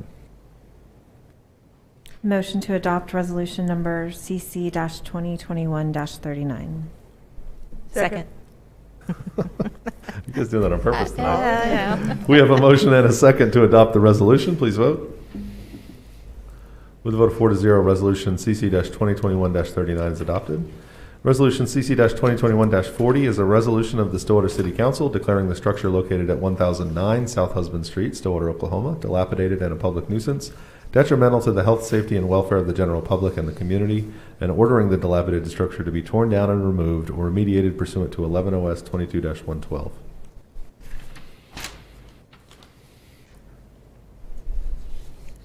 Suffice it to say, same. It's the same. Same Sorry. challenge. Yes. Same, yeah, Yeah. same. Yeah, this is right next door and has the exact same problems. Motion to adopt resolution number CC-2021-40. Second. We have a motion and a second to adopt the resolution. Please vote. With a vote of 4-0, Resolution 2021-40 is adopted. Item 10D is a resolution CC-2021-41 regarding property on Peachtree. This is Mrs. Cooper. You may remember she appeared at the very first meeting and it was trying to solicit the help of some tribes. James has reached out to her several times, and unfortunately, we really haven't been able to get any meaningful progress. So we would request that you please adopt the resolution. We will notify her. She's not living there. And frankly, it may be a little bit of a relief to have that resolved. But it still gives 90 days. This was the trailer? It is. Yeah. I will go ahead and read the resolution. Resolution CC-2021-41, a resolution of the Stillwater City Council declaring the structure located at 3040 East Peachtree Avenue, Stillwater, Oklahoma, dilapidated and abandoned and a public nuisance detrimental to the health, safety, and welfare of the general public and the community, and ordering the dilapidated structure to be torn down and removed pursuant to 11 OS 22-112. Councilors, questions, comments, motions? Motion to adopt resolution number CC-2021-41. Second. We have a motion and a second to adopt the resolution. Please vote. With a vote of 4-0, the resolution 2021-41 is adopted. Thank you, Beth Ann. We appreciate your help on those items. Resolution CC-2021-42 is a resolution acknowledging City Council authorization and approval for the submission of an application for federal grant funding for electrical and lighting rehabilitation to complete Phase 2 of the master plan update and to purchase snow removal equipment at Stillwater Regional Airport through FAA AIP Grant 3-40-0090-035-2022. Mr. Priegel. Good evening again. Paul Priegel, Airport Director, and just to kind of expand a little bit, each year we work with the FAA to determine capital improvement plan for our airport, and this year we've been notified that we will receive $1 million in FAA entitlement funds, and so this resolution will commit the city to going forth with that application, would allow the mayor and staff to sign any necessary documents, and also puts forth our commitment to the 10% match, which is $111,111. And so, as you said, we have 3 primary identified projects. I'm happy to answer any questions that you all might have for those. But is the 10% match is in current budget? Yes. Well, it has been accounted for this. We've checked with our finance and it's in order there.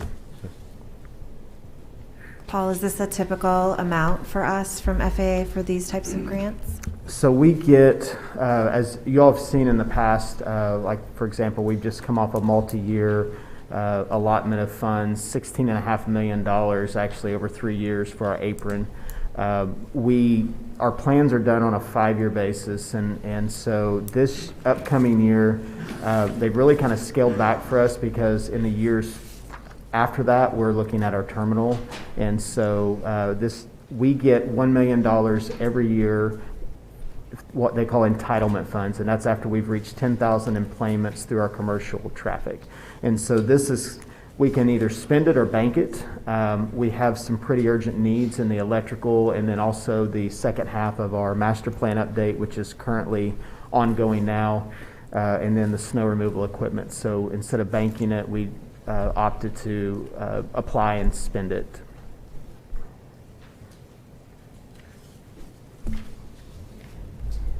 What happens if it doesn't snow? That would be a wonderful problem to have. I would love that. After February of this last year, I'll do a dance in the middle of a runway if we get April and we haven't had a snow shower.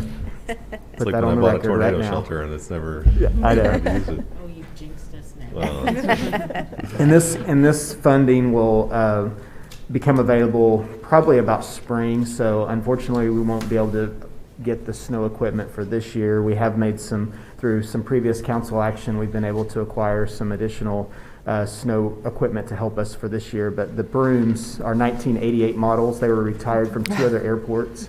And we like to show those off, particularly when you all come visit, just to show the need for those to be replaced. And so we've been able to, through the love of our staff and city garage, have kept them running. But every time they work, we just are blessed. So we're looking forward to replacing those. Absolutely. Thank you, Paul. Mm-hmm. Councilors, is there a further comment or a motion on the resolution? Go ahead. Go ahead. Motion to adopt resolution number CC-2021-42. Second. We have a motion and a second to adopt the resolution. Please vote. With a vote of 4-0, resolution 2021-42 is adopted. All right, that takes us to reports from officers and boards. Oh, wait, before I do that, we need to go back to an item on the agenda. 8C, the budget for the replacement of HVAC units for the fire department. Do we need to make a motion? Oh, there was a different number, wasn't there? There was a different number. Let's take a look. I just wanted to sync it up. What's the Maybe correct make the motion number? in a second on that The because higher? I wanted to make sure the report matched the agenda. So the report in the packet says 29,000. The budget, the actual agenda says 32,921.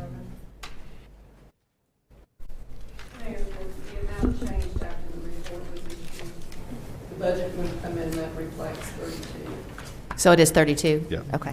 And I made the motion with the 29,000. Okay. Okay, so, sorry, just one second, I'm not sure. Okay, so on the agenda, we have noticed for the amendment appropriating 32,921, and that's the correct amount, Patty? Yes. Okay, so yes, we can go back to that and make a new motion. Do we need to reconsider Yeah. or strike the previous one? Or? Yes, we need to strike the previous motion and amend the motion to reflect the correct amount, or let's amend it. So do I need to make a motion to strike the previous? Let's make a motion to amend the motion you made on 8C. You go, girl. To reflect the correct amount. We'll second it. Of $32,921 for the rural fire account to purchase the 3. So moved. So moved. That was first, and you second? Second. We have a motion from Councilor Jaloski and a second from one of us, Vice Mayor Zanotti, to amend the previous action on 8C to change the amount from $29,000 to $32,921. It wasn't that hard. We made it harder than it was. Well, that's what happens sometimes. I think they get their reports in earlier than the agenda gets finalized, so. Okay, good catch. So we have that motion in a second. Please vote. With a vote of 4-0, that change to item 8C is approved. Okay. Thank you for reminding me of that, Melissa. Very welcome. That takes us to reports from officers and boards. Ms. Carnley, is there anything else you would like to tell us about tonight? Just making sure I'm following my orders correctly. Nothing to report. Thank you. Ms. Reams. 2 items, Mayor. First off, we are looking for a few good men and women to come join our staff here at the City of Stillwater. We offer competitive pay, great benefits, and the opportunity to serve the community where we live. Go out to our website at www.stillwater.org and look under careers, and you'll find lots of opportunities to join one of the best teams in town. Secondly, Mayor, I just wanted to remind everybody that our offices will be closed on November the 25th and the 26th, so that's Thursday and Friday for Thanksgiving. However, in Stillwater, Oklahoma, we collect trash on Thanksgiving Day, so still put out your trash containers like you normally would on that Thursday and Friday, and staff will be picking up trash on their normal schedule. And just have that out there by 6 a.m. Happy Thanksgiving to everybody. Absolutely. That is really a tremendous benefit to the community that we don't have to worry about pushing back and figuring out what day changes to with holidays, and very appreciative of the staff that is out there on holidays like Thanksgiving and Christmas still doing collection. So yes, absolutely. Vice Mayor. I do. We are excited to say it's almost time for Merry Main Street. For those of you who remember, in 2019, Merry Main Street is an event that happens the 4 weekends between Thanksgiving and Christmas. We have some domes set up in downtown Stillwater that have vendors that every weekend rotate in and out, so you have a different set of vendors each weekend. It's a great way to support small business. It's very appropriate that it starts the Friday after Thanksgiving for Small Business Saturday. We are very excited about that. I also want to give a shout out because it's also about small businesses, and I know that Shannon Williams and I are passionate about people shopping local and shopping downtown, but we have other areas in our community that have small shops. Campus Corner has done a wonderful job decorating this year. If you guys haven't been there yet, University and Knobloch, they have already started decorating. They are also small businesses that have some wonderful things for the holidays. Please shop there too. We want to keep our dollars local and keep it going. So Murray Main Street, Campus Corner, 4 weekends between Thanksgiving and Christmas. Shop SWO, Shop SWO. Absolutely. Thank you very much. Councilor Hawkins. The Stillwater Regional Airport is embarking on a planning process to develop an airport master plan, and they want to hear your ideas. This plan will serve as the airport's 20-year blueprint for the layout, improvement, and expansion of its facilities. Visit flystillwaterok.com/masterplan to learn how you can get involved. And I don't know about you guys, but I think the next 20 years at Stillwater Regional Airport are going to be transformative, and it's going to look a whole lot different in 20 years than it does today. So very interested in that master plan, and hope people get in and put in their comments. Councilor Jalowski. Community groups and businesses are invited to join us in the 2021 Stillwater Christmas Parade of Lights. This year's theme is Winter Wonderland. Entries are due by this Friday, November 19th. Forms may be picked up in person at Visit Stillwater and the Homeland Pharmacy, or you can go to stillwater.org to download the forms online. Christmas parade is always a ton of fun, so happy to see. And you can shop Merry Main Street afterwards because that's where the parade ends, and Yeah, Campus it goes Corner right might stay to open the- later too. There you So. go. Looking forward to that. Today is America Recycles Day. If you live within the city limits, household recycling services are included in your monthly rate. Certain paper, plastic, and metal products can be placed in your curbside recycling cart for weekly collection. We also offer glass recycling collection on the first collection day of every month. You can contact utility and billing services if you're interested in glass recycling, but you do not yet have a glass recycling tote. That's it. That's all we've got for announcements. Is there a motion to adjourn? Motion, go ahead. Motion to adjourn. Second. We have a motion and a second to adjourn the city council meeting. Please vote. With a vote of 4-0, the city council is now adjourned. At this time, I'm going to jump to SEDA, if that's okay with everybody. Does anybody have an objection? I'm sure you guys do, but I'm sorry. At this time, I will call the November 15th, 2021 meeting of the Stillwater Economic Development Authority to order. Consent docket, we have a meeting schedule and regular meeting minutes. Is there a motion? Motion to approve the consent docket? Second. A motion and a second to approve consent. Please vote. Vote of 4 to 0, the consent docket is approved. Next up is the Chamber of Commerce quarterly report from Mr. Justin Mingus. Letting me jump over Lauren. He's not going to take my damn phone call whenever I ask for utility rates. RFP activity seems to fluctuate quarter over quarter. It's kind of been a manic, and it's been high and low. And so this last quarter, we received 25 RFPs, and it was one of the better quarters for us on how many we could respond to. And so we responded to 17, and so we have 21 active projects. Oklahoma City Chamber and the Department of Commerce have done a pretty good job of trying to clean up our pipeline as we go into the year. And so that 21, I think, is a pretty good representation of actual folks that are still on the hook or in the pipeline. Although our activity was up as far as RFPs, the site visits didn't come last quarter like we had hoped. That has changed this quarter. Lauren's been really busy.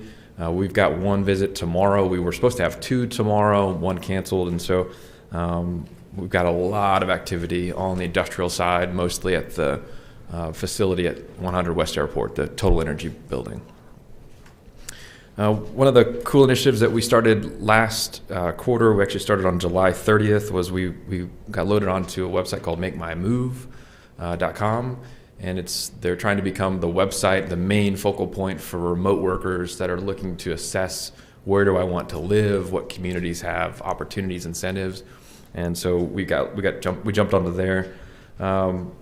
I did get the statistics. I said I'd hoped to by now, and so I misspoke on that. We're a top 5 community. That was just for the month of September, but we're a top 11 since starting. So we've had 14,000 unique visits to our page since loading on there, and we're receiving 12 leads per week.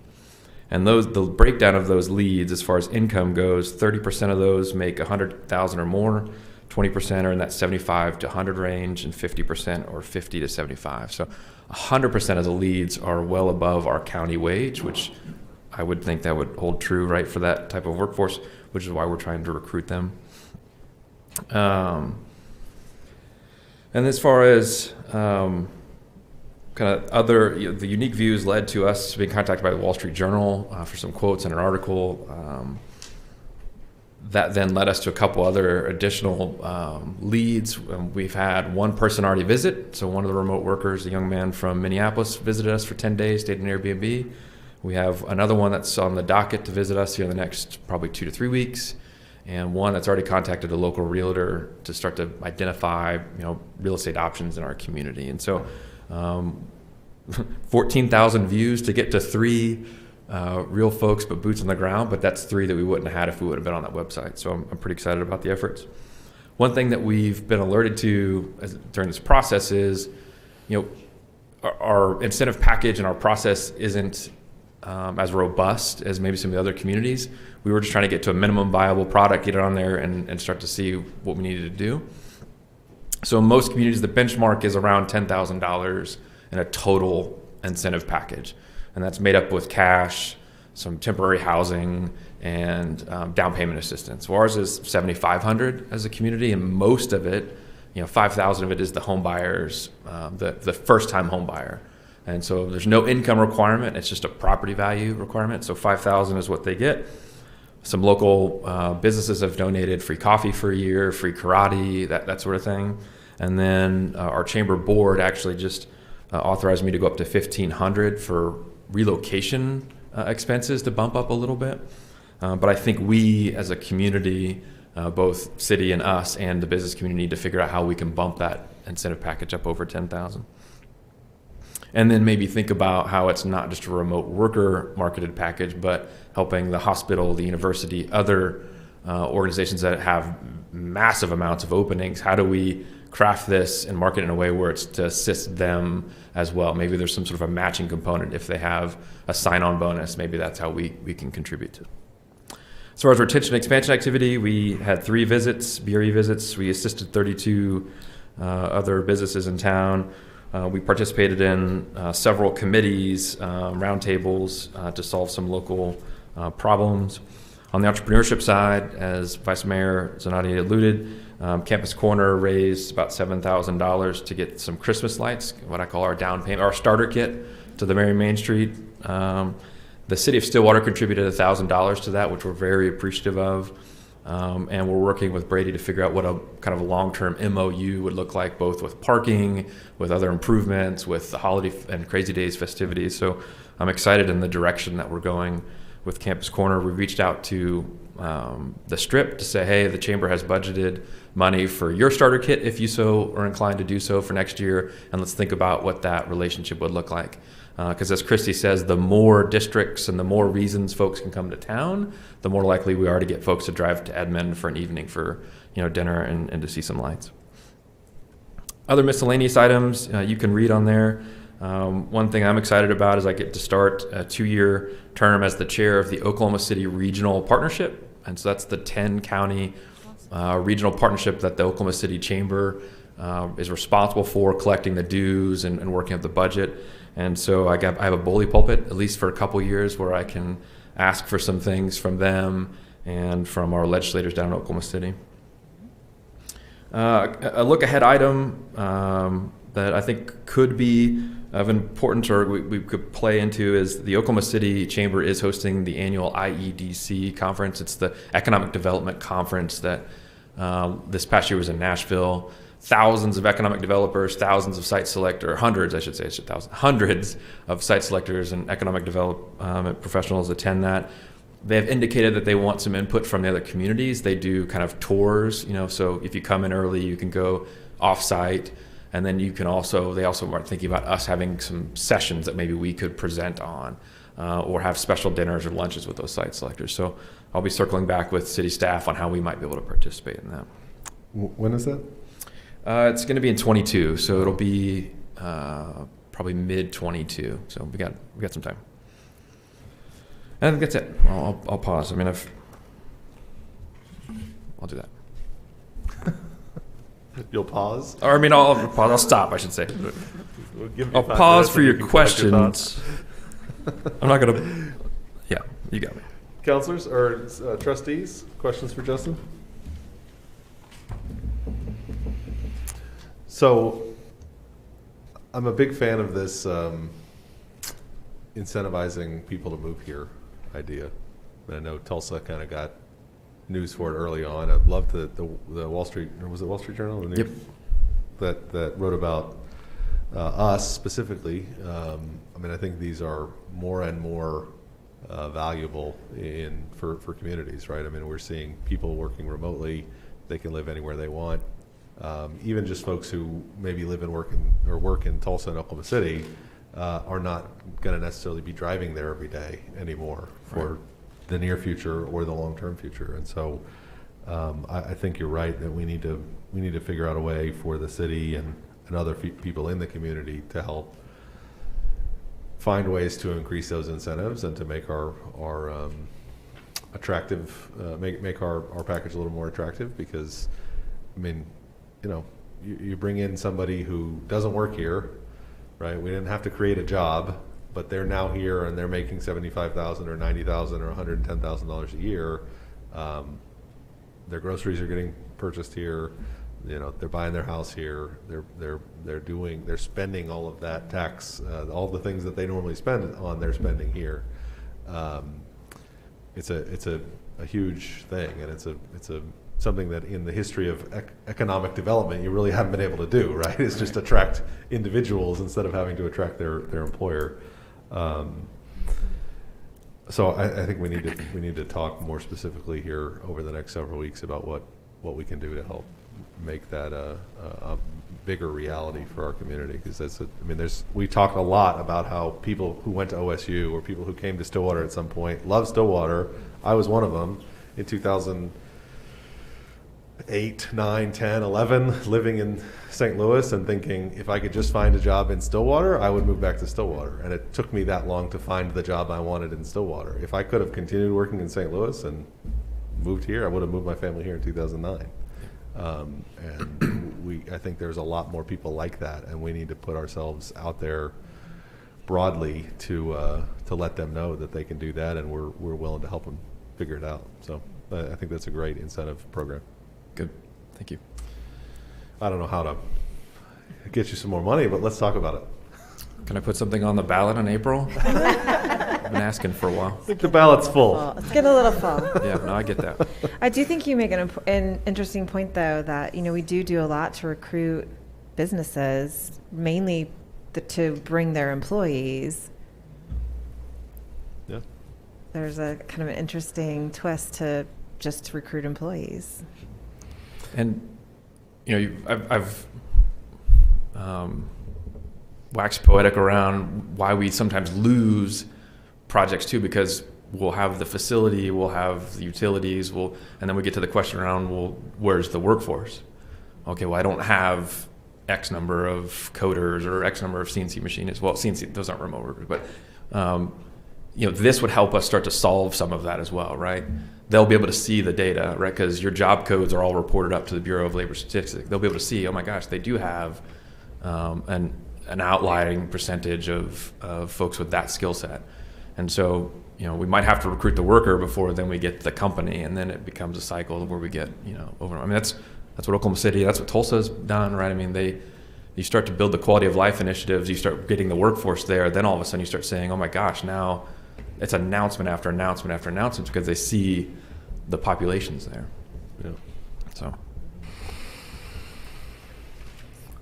What else? Anything else we can do for you? No, just more money. It's everybody's answer. Well, we appreciate the work you're doing, Justin. You and your team. Again, this has been a crazy couple of years for these kinds of for your kind of work, economic development work in particular, and to see the activity, it's great to see it picking up, and I'm sure some of those will land, and we'll get to celebrate some of those wins. I guess I should brag on Lauren's team. So we're seeing a ton of requests in the crypto and data center space, like crypto mining, and those aren't easy conversations to have, right? They all have different specs and they want different things, and sometimes they aren't always very easily communicating with us. And Lauren's crew, I probably have 4, 5, 6 large of the projects in the pipeline for that, and without them, I have a finance degree. I'm the furthest from an electrical engineer, so I'm thankful for them and what they've done and what we know identify. We've got some really cool and unique assets in our community now that we know that we can deliver that power and everything. So I'll brag on his crew a little bit. Awesome. Thank you, Justin. You bet. We'll see you. That takes us to item 6A, a resolution SEDA-2021-4, resolution approving the terms of redevelopment agreement, covenant agreement, and function space license agreement. SEDA-21-14, Melissa Reams. Good evening, trustees. I get to follow up on Justin's report with some very positive and exciting news. We are bringing to you this evening, and I'm trying to get to my PowerPoint here, a request for participation by the city in a new convention and hotel complex. This project is the brainchild of HK Development, and HK Development is locally owned. So as we're touting small business, we get to tout this again tonight. And unfortunately, I am not finding my PowerPoint here.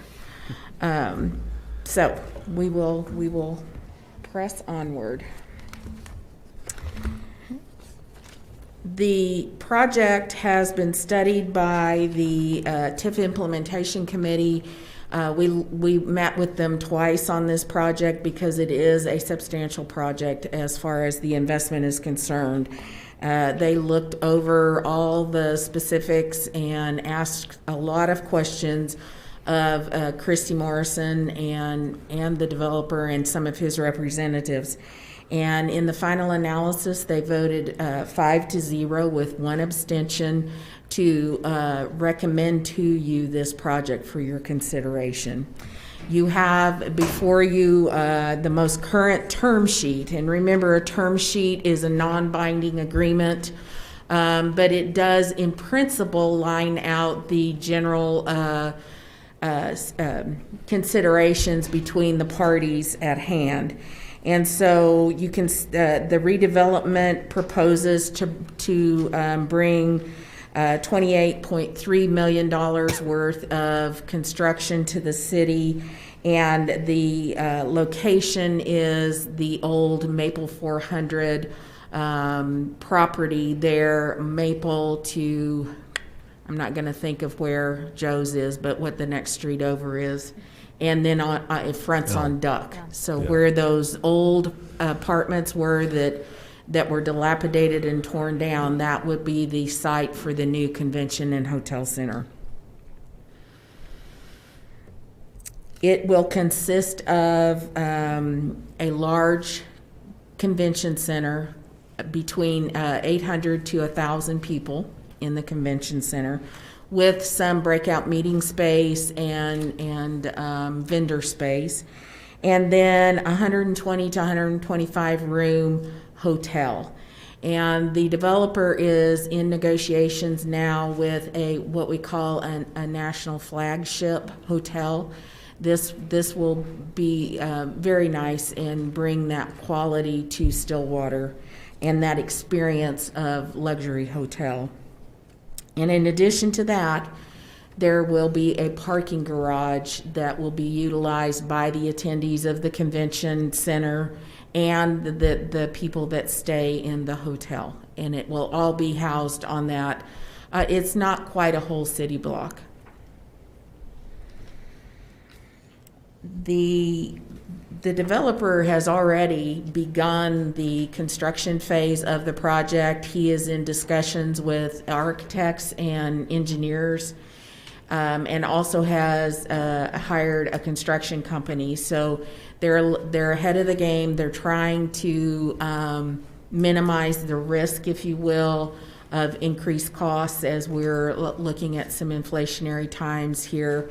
And so they are moving hastily but with caution, and really trying to get everything situated for the project. Again, we will be upfront funding, so we become an equity partner in this project, and the ask is $6.2 million. We have identified that funding available to us in the general fund, in the fund balance of the general fund. Christy Cluck, our finance director, and I have worked on those fund balances. We like to keep between 25% and 50% in fund balance. We can remove this $6.2 million and still be ahead of the 25% that we are requiring of ourselves.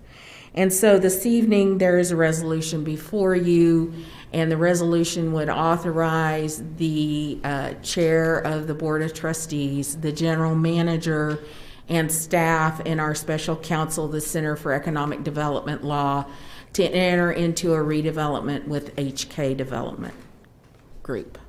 And I'm happy to answer any questions you may have. Thank you, Melissa. Trustees, what questions do you have? I don't have any questions. I think it's reassuring that the Implementation Policy Committee voted 5-0. It shows that's a hard group to get all on the same page and excited about it. So to me, that gives me confidence that it was thoroughly looked at. The idea was, thoughtfully looked at and decided. So I'm excited about the possibilities. As are we, yes, very much so. One weird detail question I noticed, and this may be all up for revision, but it mentions the city's hotel sales tax numerous times and says i.e. 2%. Yes. Would that need to be up? No, currently that's accurate. Well, it doesn't necessarily. This project probably will come online in September of 2023. Okay. And at that point in time, it would be 2% of whatever that rate was. And so right now, that 2% looks to be half of what the hotel tax is.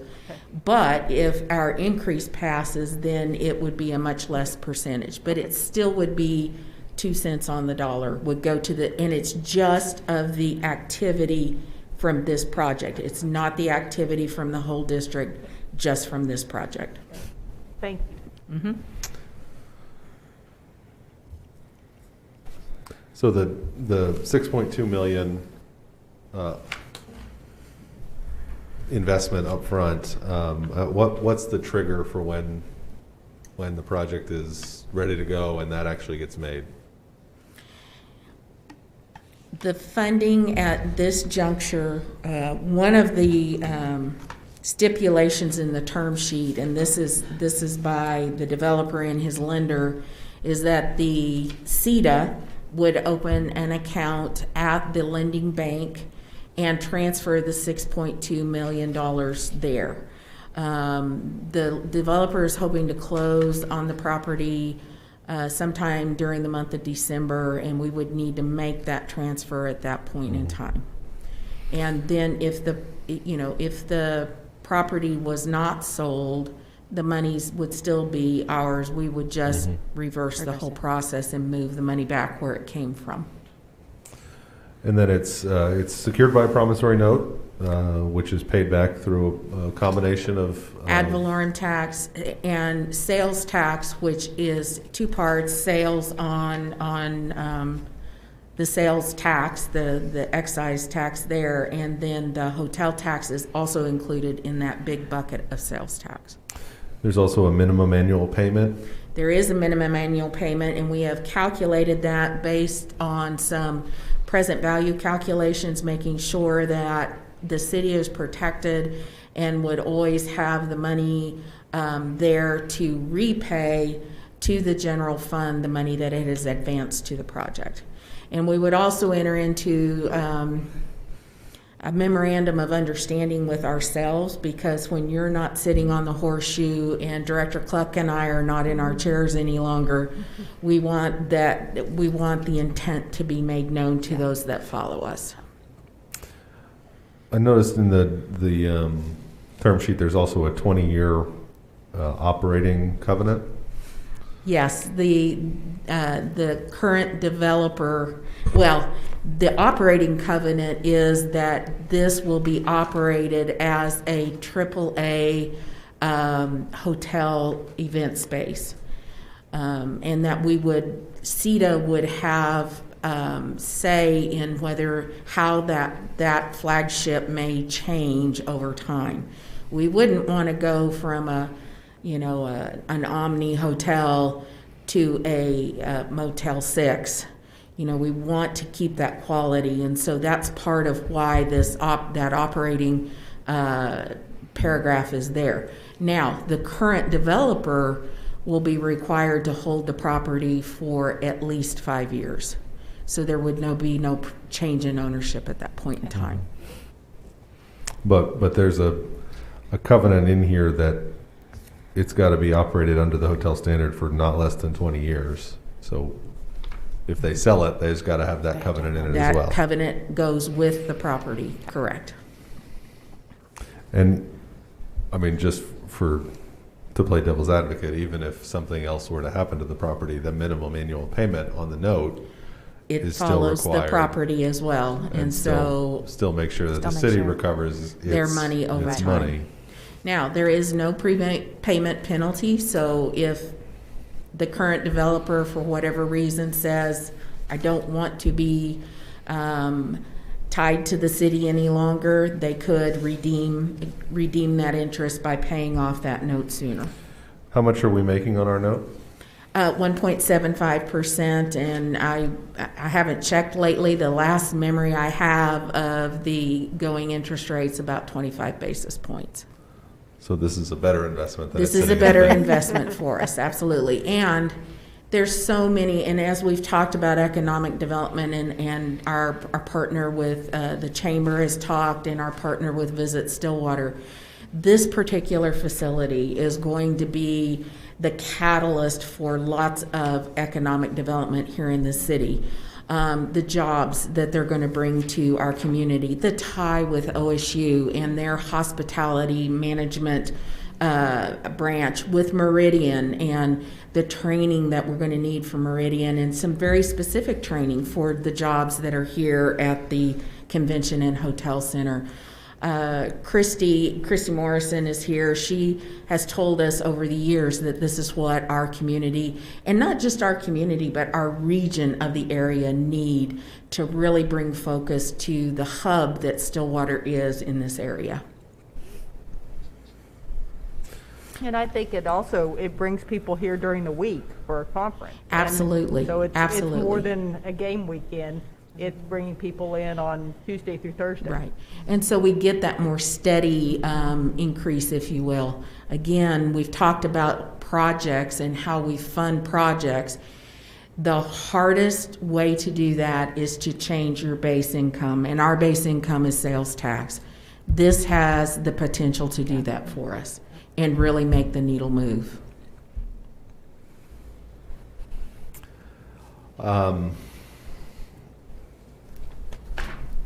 I think this is fantastic.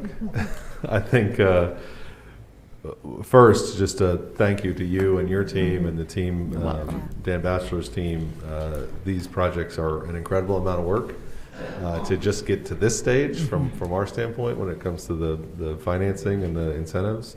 You've done two $25 million plus ones in the last year? Yes, we have. We have our BLS project is coming along nicely, and really hoping that we're going to see some movement out there in the next in Q1 of 2022.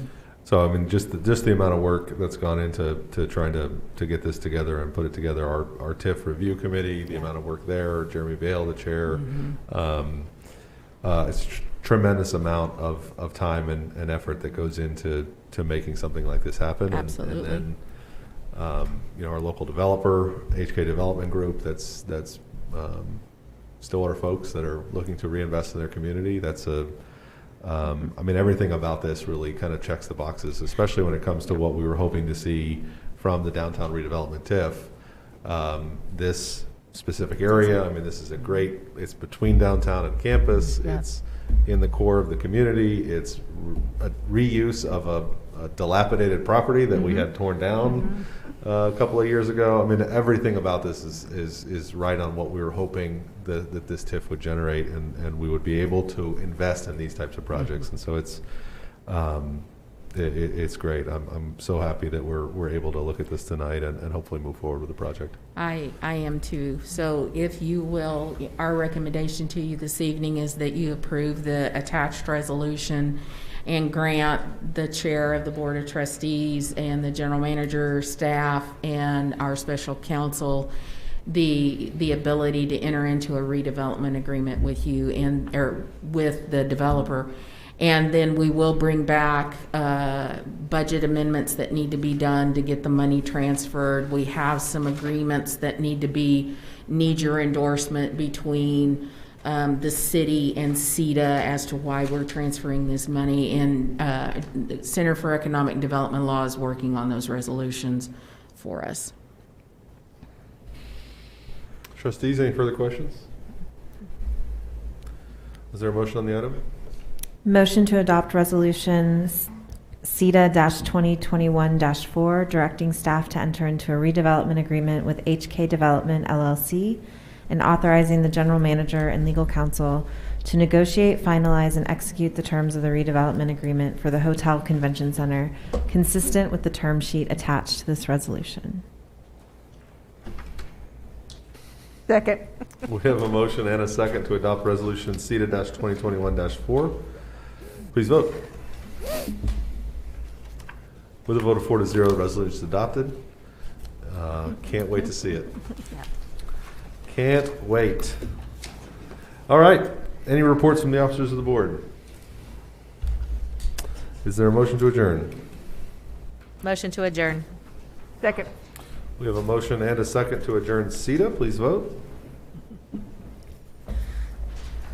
With a vote of 4 to 0, the Stillwater Economic Development Authority is now adjourned. This time I will call to order the November 15th, 2021 meeting of the Stillwater Utilities Authority. First up on the consent docket, we have meeting minutes, a poll attachment agreement, and a financial report. Are there questions or a motion on the consent docket? I just want to thank Christy Cluck and her staff for the report. I did read it, and once again, finance is not my forte, but you make these reports very easy to read and user-friendly so that I can understand what's been happening over the last year. And kudos to the Utilities Department for taking care of the funds the way that they do. And so anyway, thank you. Absolutely. And Vice Mayor, if I may, Christy's going to return in, I think it's on the December 20th meeting. We will present, or Christy and staff will present, the annual comprehensive financial report. Great. And that does encompass what you see here tonight. Great. Always love the CAFR meeting. It's always fun. So now we're calling it annual comprehensive financial report. Oh, we switched it around? We did. We can't call it the CAFR anymore? No.